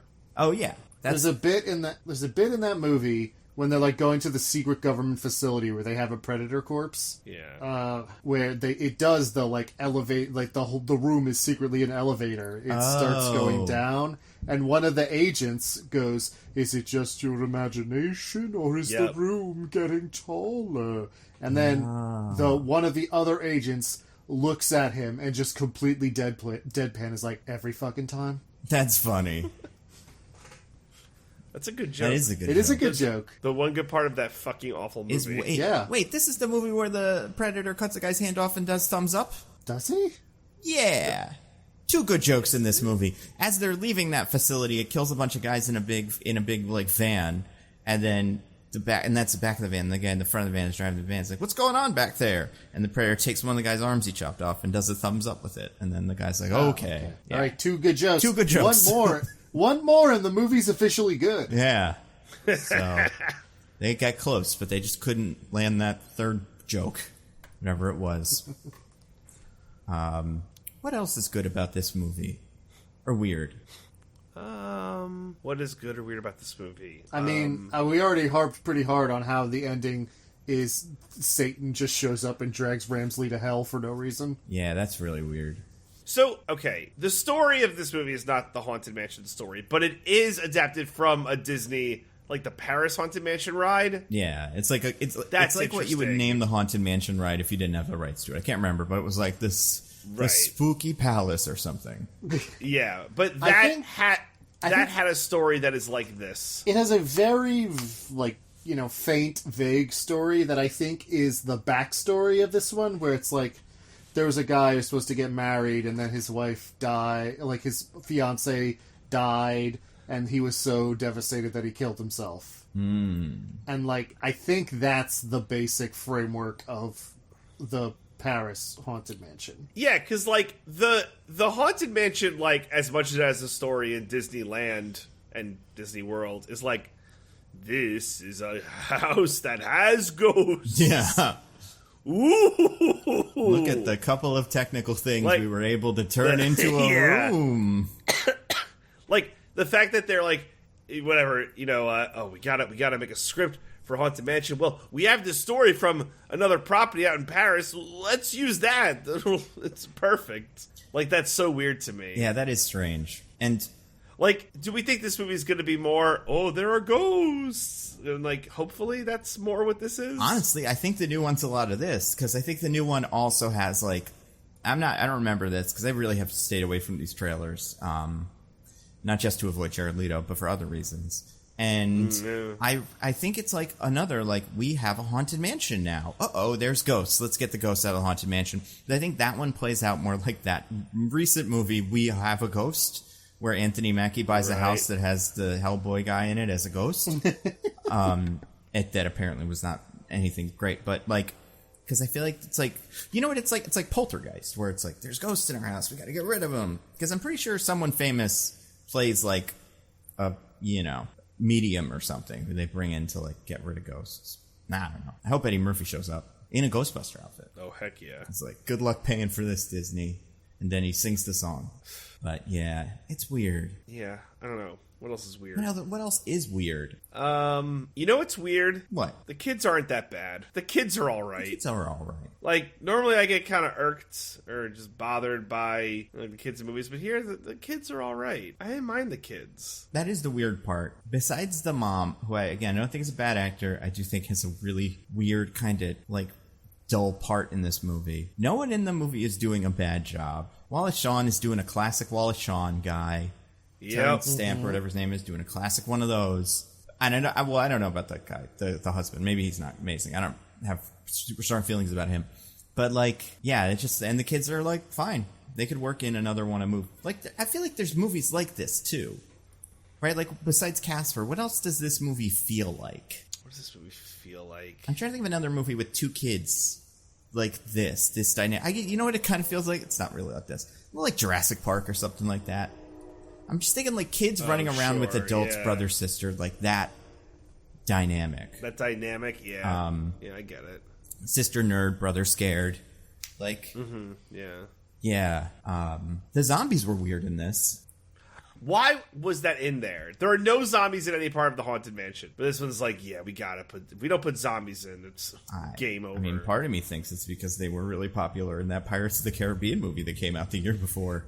Or whatever. But no, it didn't come out the year before. It came out like 4 months beforehand, which means there's no way I guess that's true. It influenced anything like that. It would have been way too short a time frame. Yeah, that's a good point. Were we really hot for zombies at that point? Like, this was pre-Walking Dead. I think so. Yeah, way pre-Walking Dead. This is even pre-28 Days Later? Like,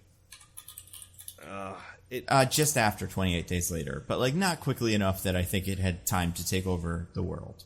Yeah, I don't think their answer was, oh, let's put zombies in this thing. That'll really make it catch fire. Maybe somebody really liked the Zack Snyder Dawn of the Dead movie. Was that out by now? Nope, that hadn't come out yet either. I don't know why there are zombies in this. It is ill decision by them, I'm telling you. And they're really weird looking. Not good. Like, it's another part of this movie where it's like, okay, well, we just walked past a bunch of ghosts. How are these guys not ghosts? Yeah. What is this place? Like... Yeah. If everybody in the movie kind of worked the same way these guys did, I'd be like, this movie's pretty fucking scary, and it's cool. But you know what this feels like? And Diggins, you really got to watch it one of these days. Is The Mummy? The Mummy also has guys like this. Yes. And that was very popular right before this. I am planting my flag in the sand right now. Until some intrepid listener forces us to do it, I will never watch a single Mummy movie besides the Tom Cruise one. Incredible. He saved cinema, so someone's got to win one of our weird contests or whatever? Mm-hmm. Yes. And I'm putting it on the listeners. If you think I should watch the Mummy movies, it's officially your fault if I never do. But, like, they're good. Yeah, you have a great time. The first with one it. is good. The second one's okay. Yeah. The second one has, like, stuff where you're like, this is pretty fun. But you're like, this story is kind of a lot.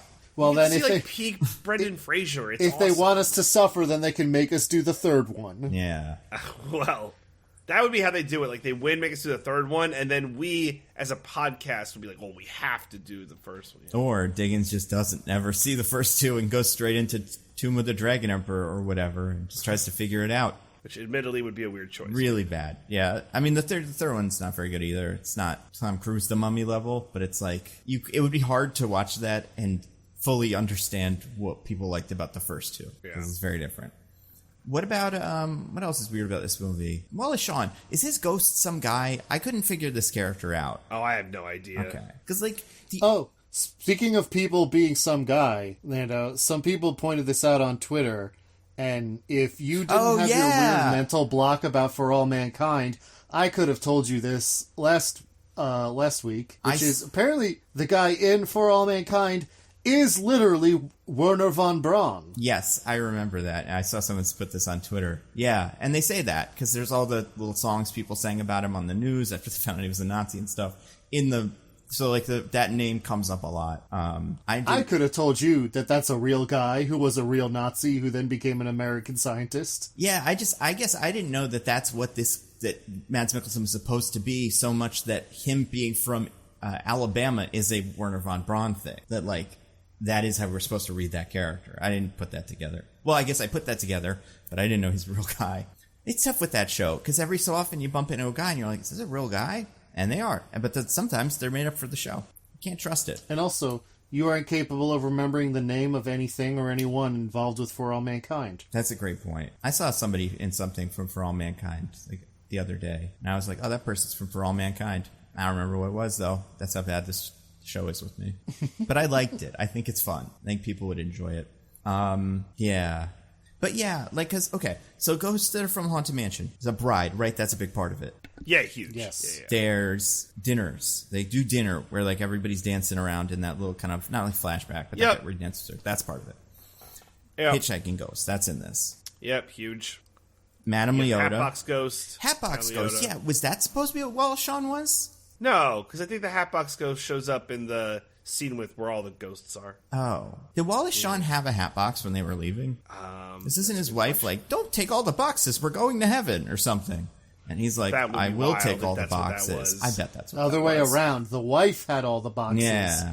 And he was like, what are you doing? We're going to heaven. You can't take it with you. Yeah. And then she was like, you're going to heaven. I'm going to hell. They let you take a lot of boxes to hell. I was responsible for lots of sins. I'm the fucking Hatbox Ghost. Yeah.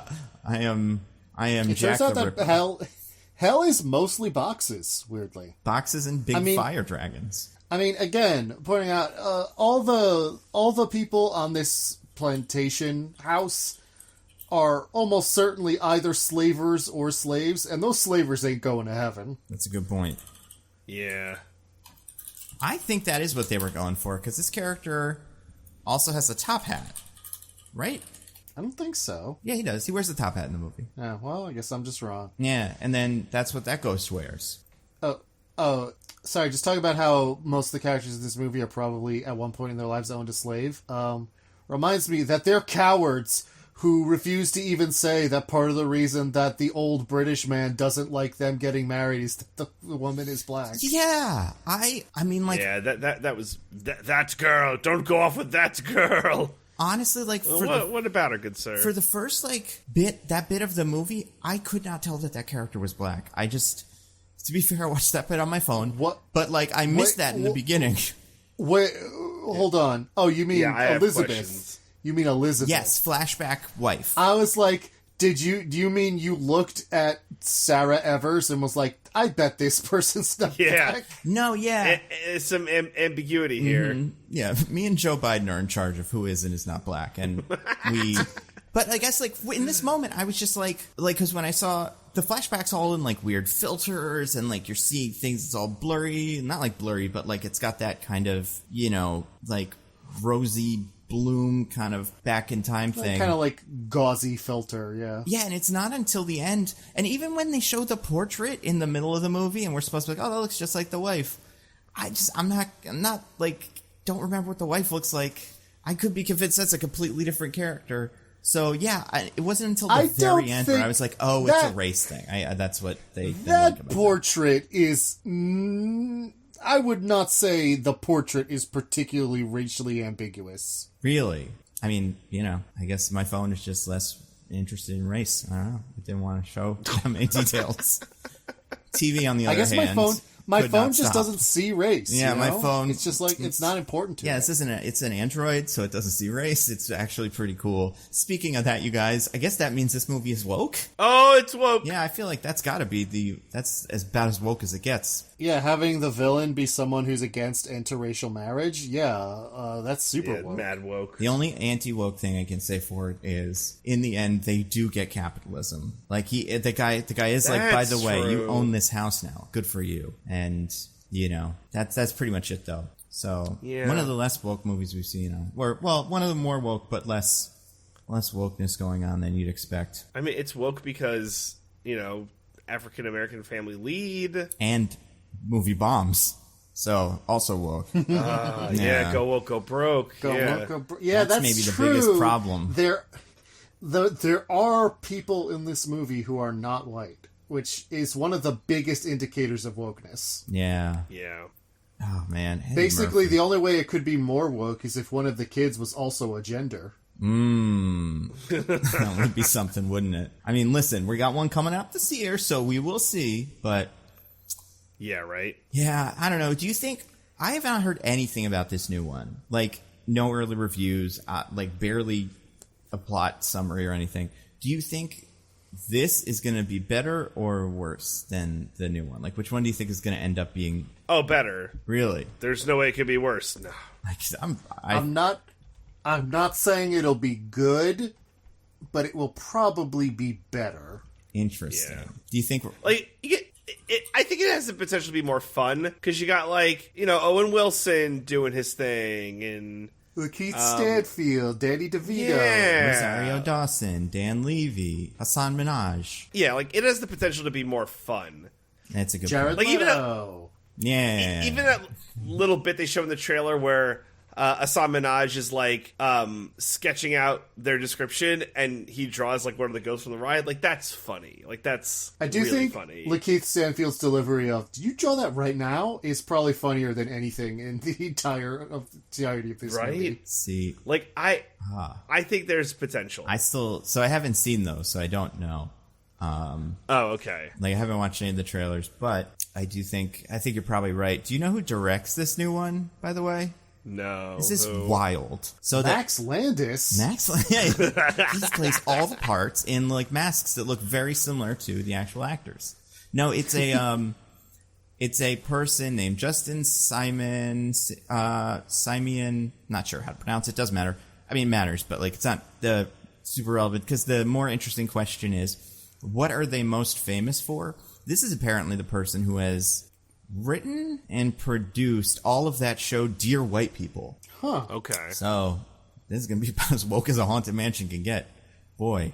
But that's interesting. Also, that person apparently is on the hook to write that Lando show that they're never going to make, because that's how Lucasfilm works, but... Yeah. He should do that instead of not doing it. That's true. Seems I don't know. You see how most of those other shows turned out, Nando? Do you really want them to do it? Well, no, because you saw the trailer for Ahsoka. It had all the stuff we knew and loved, so actually they're on the right track. Well, they're going to have no actors, so... That's true. Yeah. No actors or writers. They got to make that show that's just droids beeping in that droid beep language. And soon, when all the droid operators unionize, we'll have to figure out some other thing. You know what's crazy? Hardcore fans will watch that show. You know what else is crazy? I'll watch that show. They announced a droids show at some point in the early, like, kind of Lucasfilm is back slate, and it's just been completely forgotten about. But, like, if they wanted to dig that out of mothballs with, like, this Lando show, it's in there still. So, yeah, it could work.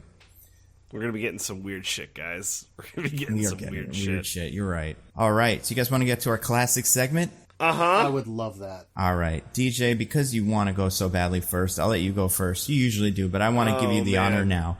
Would you like to recommend some things to the fine listeners? Probably, yeah, right? That's what we do on this segment? I mean, for people that don't know, this is where we recommend things that we have seen, we've done... You know, how about a game? A game you played this week. Maybe with one of us. Oh, yeah, sure. I may have. Yeah, you probably have, actually. But it's been so long. Why don't we give it a little re-up? Yeah, why not? because it has been quite a while. So this is a game. It's from a great publisher called Oink Games. They make these little, like, tiny games that fit in, like, it's a little, like, I swear to God, the box is only, like, it's like a 6-inch by 3-inch box. It's a little tiny box. Yeah, it's as big as any of these need to be, instead of as big as a cake. But they're all cake size now. Thanks.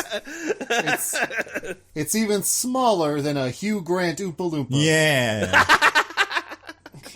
One that actually the three of us we had a pod gathering over the past weekend for my son Jackson's 1-year-old birthday. If you will. Yeah, for my son's 1-year-old birthday party, and then we all went to my house after, except for Diggins because we don't like him because as is in pod lore. DJ lied to me. Yeah. Apparently, yeah. Because I don't like you. That's what do you not understand? I mean, I'm very unlikable, so that makes sense. We played a game called A Fake Artist Goes to New York City. So this is like one of those like hidden identity games, very much like Chameleon, if you've ever played Chameleon, where everyone knows like a key word except for one person at the table, they have to guess. But in this instance, it's a picture, and what you have to do is you have to draw the picture, but one person doesn't know what's being drawn, and you only get to draw like a continuous line, and you go around the table and everyone does that twice. And everyone votes on who they think the fake artist is, the person who didn't know what the prompt was. But then the fake artist, if they're found out, gets an opportunity to save themselves by guessing what the photo is. So the people who know what it is, or not the photo, the picture, the drawing, the people who are drawing it can't make it too obvious, because if the fake artist then guesses it, then they win. And we had a couple good rounds with it, Nando, right? Wouldn't you say? I mean, it depends on if you like it if I win, because then no. I lost 2 rounds of this. Because the drawings were weird. Actually, the first one was pretty good. I think if I had really thought about it, could have gotten the first one. Second one, man.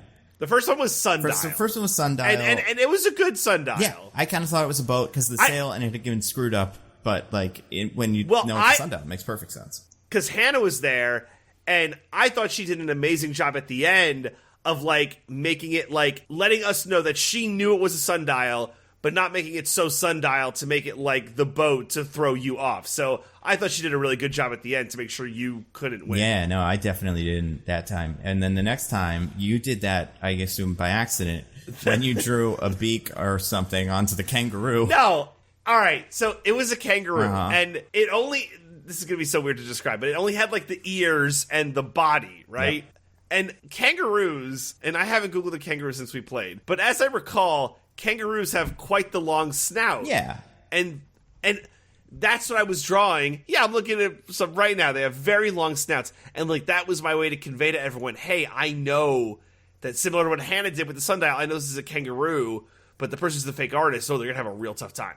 And it looked like a beak. It really didn't look like because I said beak or whatever. It was like a duckbill was what it looked like. It was very confusing to me at the time. Sure, yeah. But yeah, that kangaroo wasn't too bad. And then what was the other person that was there got spaceship in the really bad drawing. So yeah, it's a fun game. That was terrible. That spaceship was a nightmare. Absolutely incredible. But we all had a good time. It's a fun party. Was a round take like 5 minutes? It's fantastic. Yeah, it's super quick. I think this is what all games should be: small and short. Can fit in your pocket and is not longer than 10 minutes. Embarrasses one person, exactly one. Yeah, either the person that did the worst drawing or the person that didn't guess it correctly. But like, yeah, there is a victim. That was true. There was one person who was kind of new. They were like a +1 of one of our friends, so was like getting to know all of us, and I had to explain. Look, I'm awful at drawing, so this is what you get to learn by playing this game is that I'm terrible at drawing. So it's a good icebreaker too, you know. So yeah, lot there. So that's my recommendation for a game I've probably already recommended, but it's good to come around with these again for those who haven't heard this before. So I will then pass it off to Mr. Diggins. That's me. Hello. Nando, I believe a while back now, you had wrecked a little movie called Joe versus the Volcano. Oh yeah, I did recommend that. So that was directed by a man named Joe Dante. No, it's not. Really? I think it is. Now I feel like it. Now I feel like I'm wrong. I believe you. It's just crazy that guy directed Joe versus the Volcano, and then there's that other movie called Dante's Peak that's also about a volcano, and his name is both of those, but he probably didn't direct both of them. But imagine if he did. If he was just like, I'm going to make my whole life just volcano movies till the day I die. And we're going to start with the one that's my first name. We're going to end with the one that's my last name. Insane. Anyway, sorry. He didn't do Joe versus the Volcano. I'm wrong. He They- did do the movie I'm about to talk about, but not that one. It's against the law. You know, the same way that you can't operate on someone that's related to you, you can't make a movie that has your name in it. Yeah, sorry. That was directed by John Patrick Shanley, not Joe Dante. So, it does have Meg Ryan in it, though, who is also in the movie I'm about to talk about, so I still have a lead-in. Nailed it. Nailed it. Yeah, so I watched a movie called Inner Space, which you may have heard of. It's a kind of I would say in the mold of like a Honey, I Shrunk the Kids, where it's primarily a comedy, but also is kind of like a real sci-fi movie at the same time. You know, the kind of movie we don't really make anymore. Yeah, so it's about, I think it's Dennis Quaid is like a pilot who has volunteered for a miniaturization program where they're testing if they can miniaturize a man and put him inside something. Ooh. Have him put him inside a living creature and have him do stuff. So they're going to test him out on a rabbit. So they like make a little submarine thing for him, shrink him down, and they're going to put him in a rabbit. But people like terrorists bust in and try to steal the technology. So instead of going in a rabbit, one of the scientists runs away and injects him into the butt of Martin Short. What? Yeah.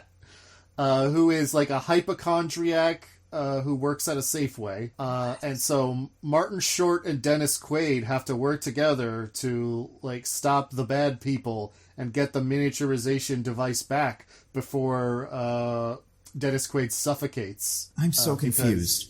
So wait, when you said injects him into, Yeah. does he like walk around in his bloodstream, or is he like a little bit smaller than him wearing a skin suit of Martin Short? Oh, he's like microscopic. Okay. Like, he's tiny. Gotcha. Yeah, this is like a Fantastic Voyage kind of thing. Yeah, okay.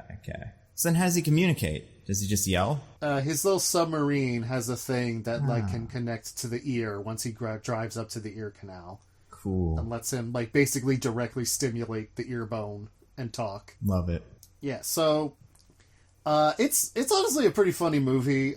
Martin Short is doing a really like a very energetic performance, I would say, because you know weird stuff's going on in his body, so he's like reacting to it a lot of the movie. And also it's just like a fun little like action thing where he has to go meet up with Dennis Quaid's ex-girlfriend so that they can work together to find the buyer and like steal the miniaturization device back, and he's like a nebbish little weirdo who has to get good at being an action hero while Dennis Quaid is in his body like doing a bunch of sci-fi bullshit to try to help him.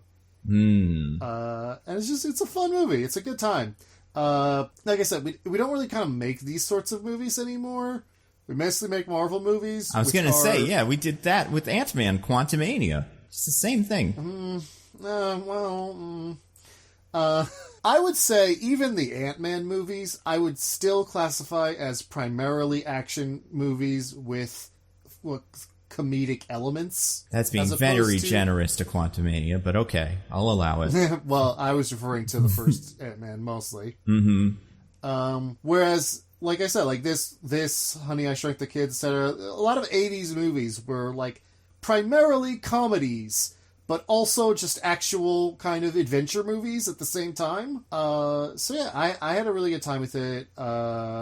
It's got, like I said, Dennis Quaid, Martin Short, Meg Ryan is the ex-girlfriend, and... Meg Ryan is Martin Short's ex-girlfriend. No, Meg Ryan is Dennis Quaid's ex-girlfriend. Slightly more believable, but yeah, okay. I was like, man, this really is science fiction, isn't it? But yeah, it's silly and it's fun, and I had a good time with it. What about you, Nando? Do you have anything to recommend? Oh my god, do I have things to recommend. First of all, to steal one of DJ's Rex, I started playing Midnight Suns, the game, on my computer. It's the one that is both a... So good. It's a computer? On my computer, exactly. I know. A what? A mechanical... It's a device. It's a box. It has a fan in it and some other stuff. I'm not really sure. But whatever that does, it makes Midnight Suns come up on this large rectangle in front of me. It's fantastic. And this game is, for people that don't know, it is like a turn-based, what would you call it, real-time strategy game or something, based on cards, and the Marvel guys are in there, and then also, it's like all the Marvel heroes that you kind of expect to see on like a cereal box, plus all the deep-cut, like kind of, like horror-adjacent Marvel characters, like Dr. Michael Morbius at your service. Not that he wouldn't be on a cereal box, but he probably won't anymore. But they that's the game, and the strategy part is fun. But boy, the part where you make friends with the Avengers is some of the weirdest gameplay I've ever done, and I love it. I live for it. I get through that combat so that I can go hang out, go for a walk with Blade or whatever. Like, it's so weird that I think it's, at least on its own, I think on its own it's a fun game, and I like it. And I think the strategy stuff is fun. But, like, without this bizarre throwing a surprise party stuff going on, I don't know if I'd love it as much. I know Marcus from Cosmonaut Variety Hour had a video recently where he was like, why haven't they made a good X-Men RPG? And seeing this game, I'm like, oh yeah, they should do that. Because, like, this is so obvious to do Persona, but with the X-Men. Because when you're doing that here, and this isn't exactly that, but when you are doing that, it works. It's fun. So, really like that. As far as watching stuff, I'm watching Old Sunnies, nothing crazy.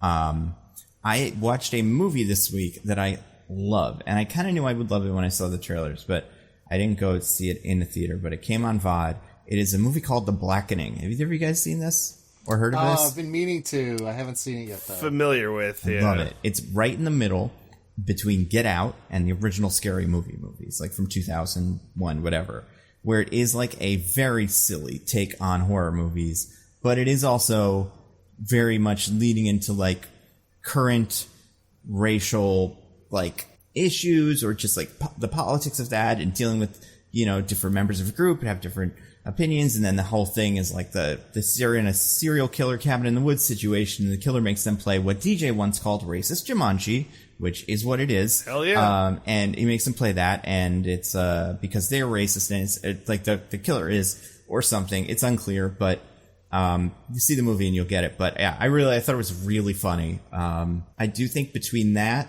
the Jennifer Lawrence one, I've heard mixed things about Joyride, but like it feels like we might be getting some good studio comedies, and like movie studios releasing them. And I imagine this one was not very expensive to make, since Jay Farrow is probably the biggest star in it. Well, no, that's not true. I guess there's one other person, but yeah, they might be the biggest star in it. So that gives it like kind of enough room where you're like, as long as this makes a couple $1 million, this will be a huge success.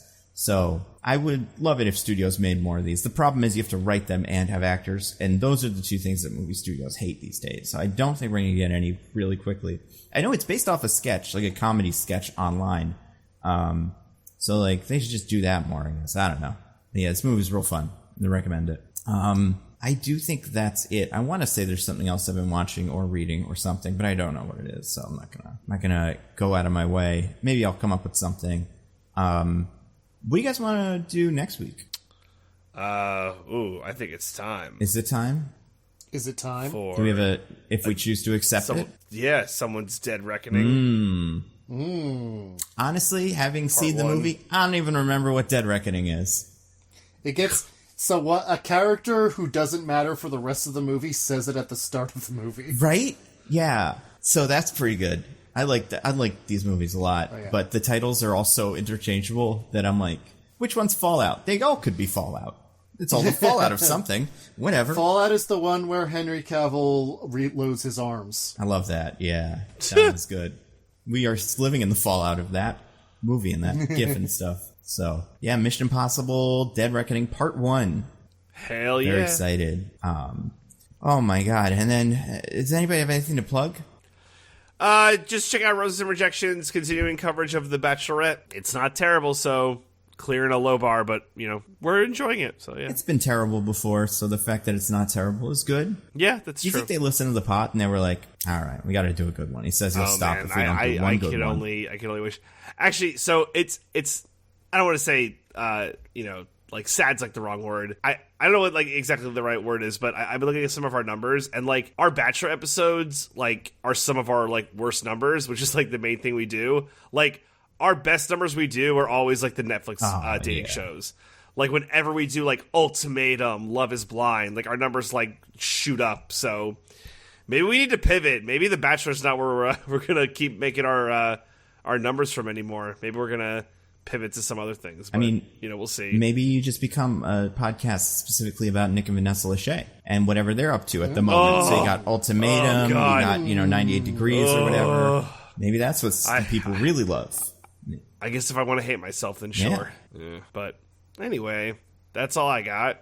Diggins? The Indiegogo campaign for Ballads of the Distant Reaches is still ongoing for the next couple of weeks. Get in there if you want to support great original fantasy writing and money being given to writers, unlike certain studios I could mention. It's going to be illegal soon, so you better do it now. Yeah. What about you, Nando? Anything to plug? Just videos. One coming out soon, which will be my fan casting. The Authority Part 2 will be on YouTube soon, which is good because James Gunn is just tweeting out the names of all the actors and characters in the movies, so I got to get ahead of that. But it was planning to come out anyway. It's like pushing it up in the schedule and everything. But then after that, I have a pitch video coming out that is for what if the MCU did the Midnight Suns that they keep seemingly setting up but never doing. So that's pretty good. I'm making way more progress on that than I was expecting, and it's like practically done. So that'll be on Nebula very soon. The only other thing is on my Nando Cut channel, I've had a couple videos come out recently. One about the Superman and Lois show, which is another thing I could have recommended but forgot to, which I think is good. And not Superman and Lois, that's a different show. This one was My Adventures with Superman, I think. And I like that. Yeah. And you can watch it online. Like the first episode's on YouTube, so if you're curious, just go watch it. But I've watched the first two, and I think they're both pretty fun. But there's that. And then I did one about Marvel Snap. And then I did one about the Discord server, the Nando Movies Discord server, which we have kind of revamped. We stripped it down to the things that were the best parts and added some new parts. And I think it's a pretty good place. So if you're ever like, oh, I like Discord now, but you didn't know Nando had a Discord server, or you were in it before and you kind of forgot about it, now is a good time to jump back on because it's pretty good. The link's in all my YouTube videos and stuff like that. And until next week, you guys, until the mission is sent to us in like a paper bag or something and explodes, I have been at Nando View Movies on Twitter. I'm at Zippy by Day on Threads. I was going to say, or Blue Sky or Threads. I don't know.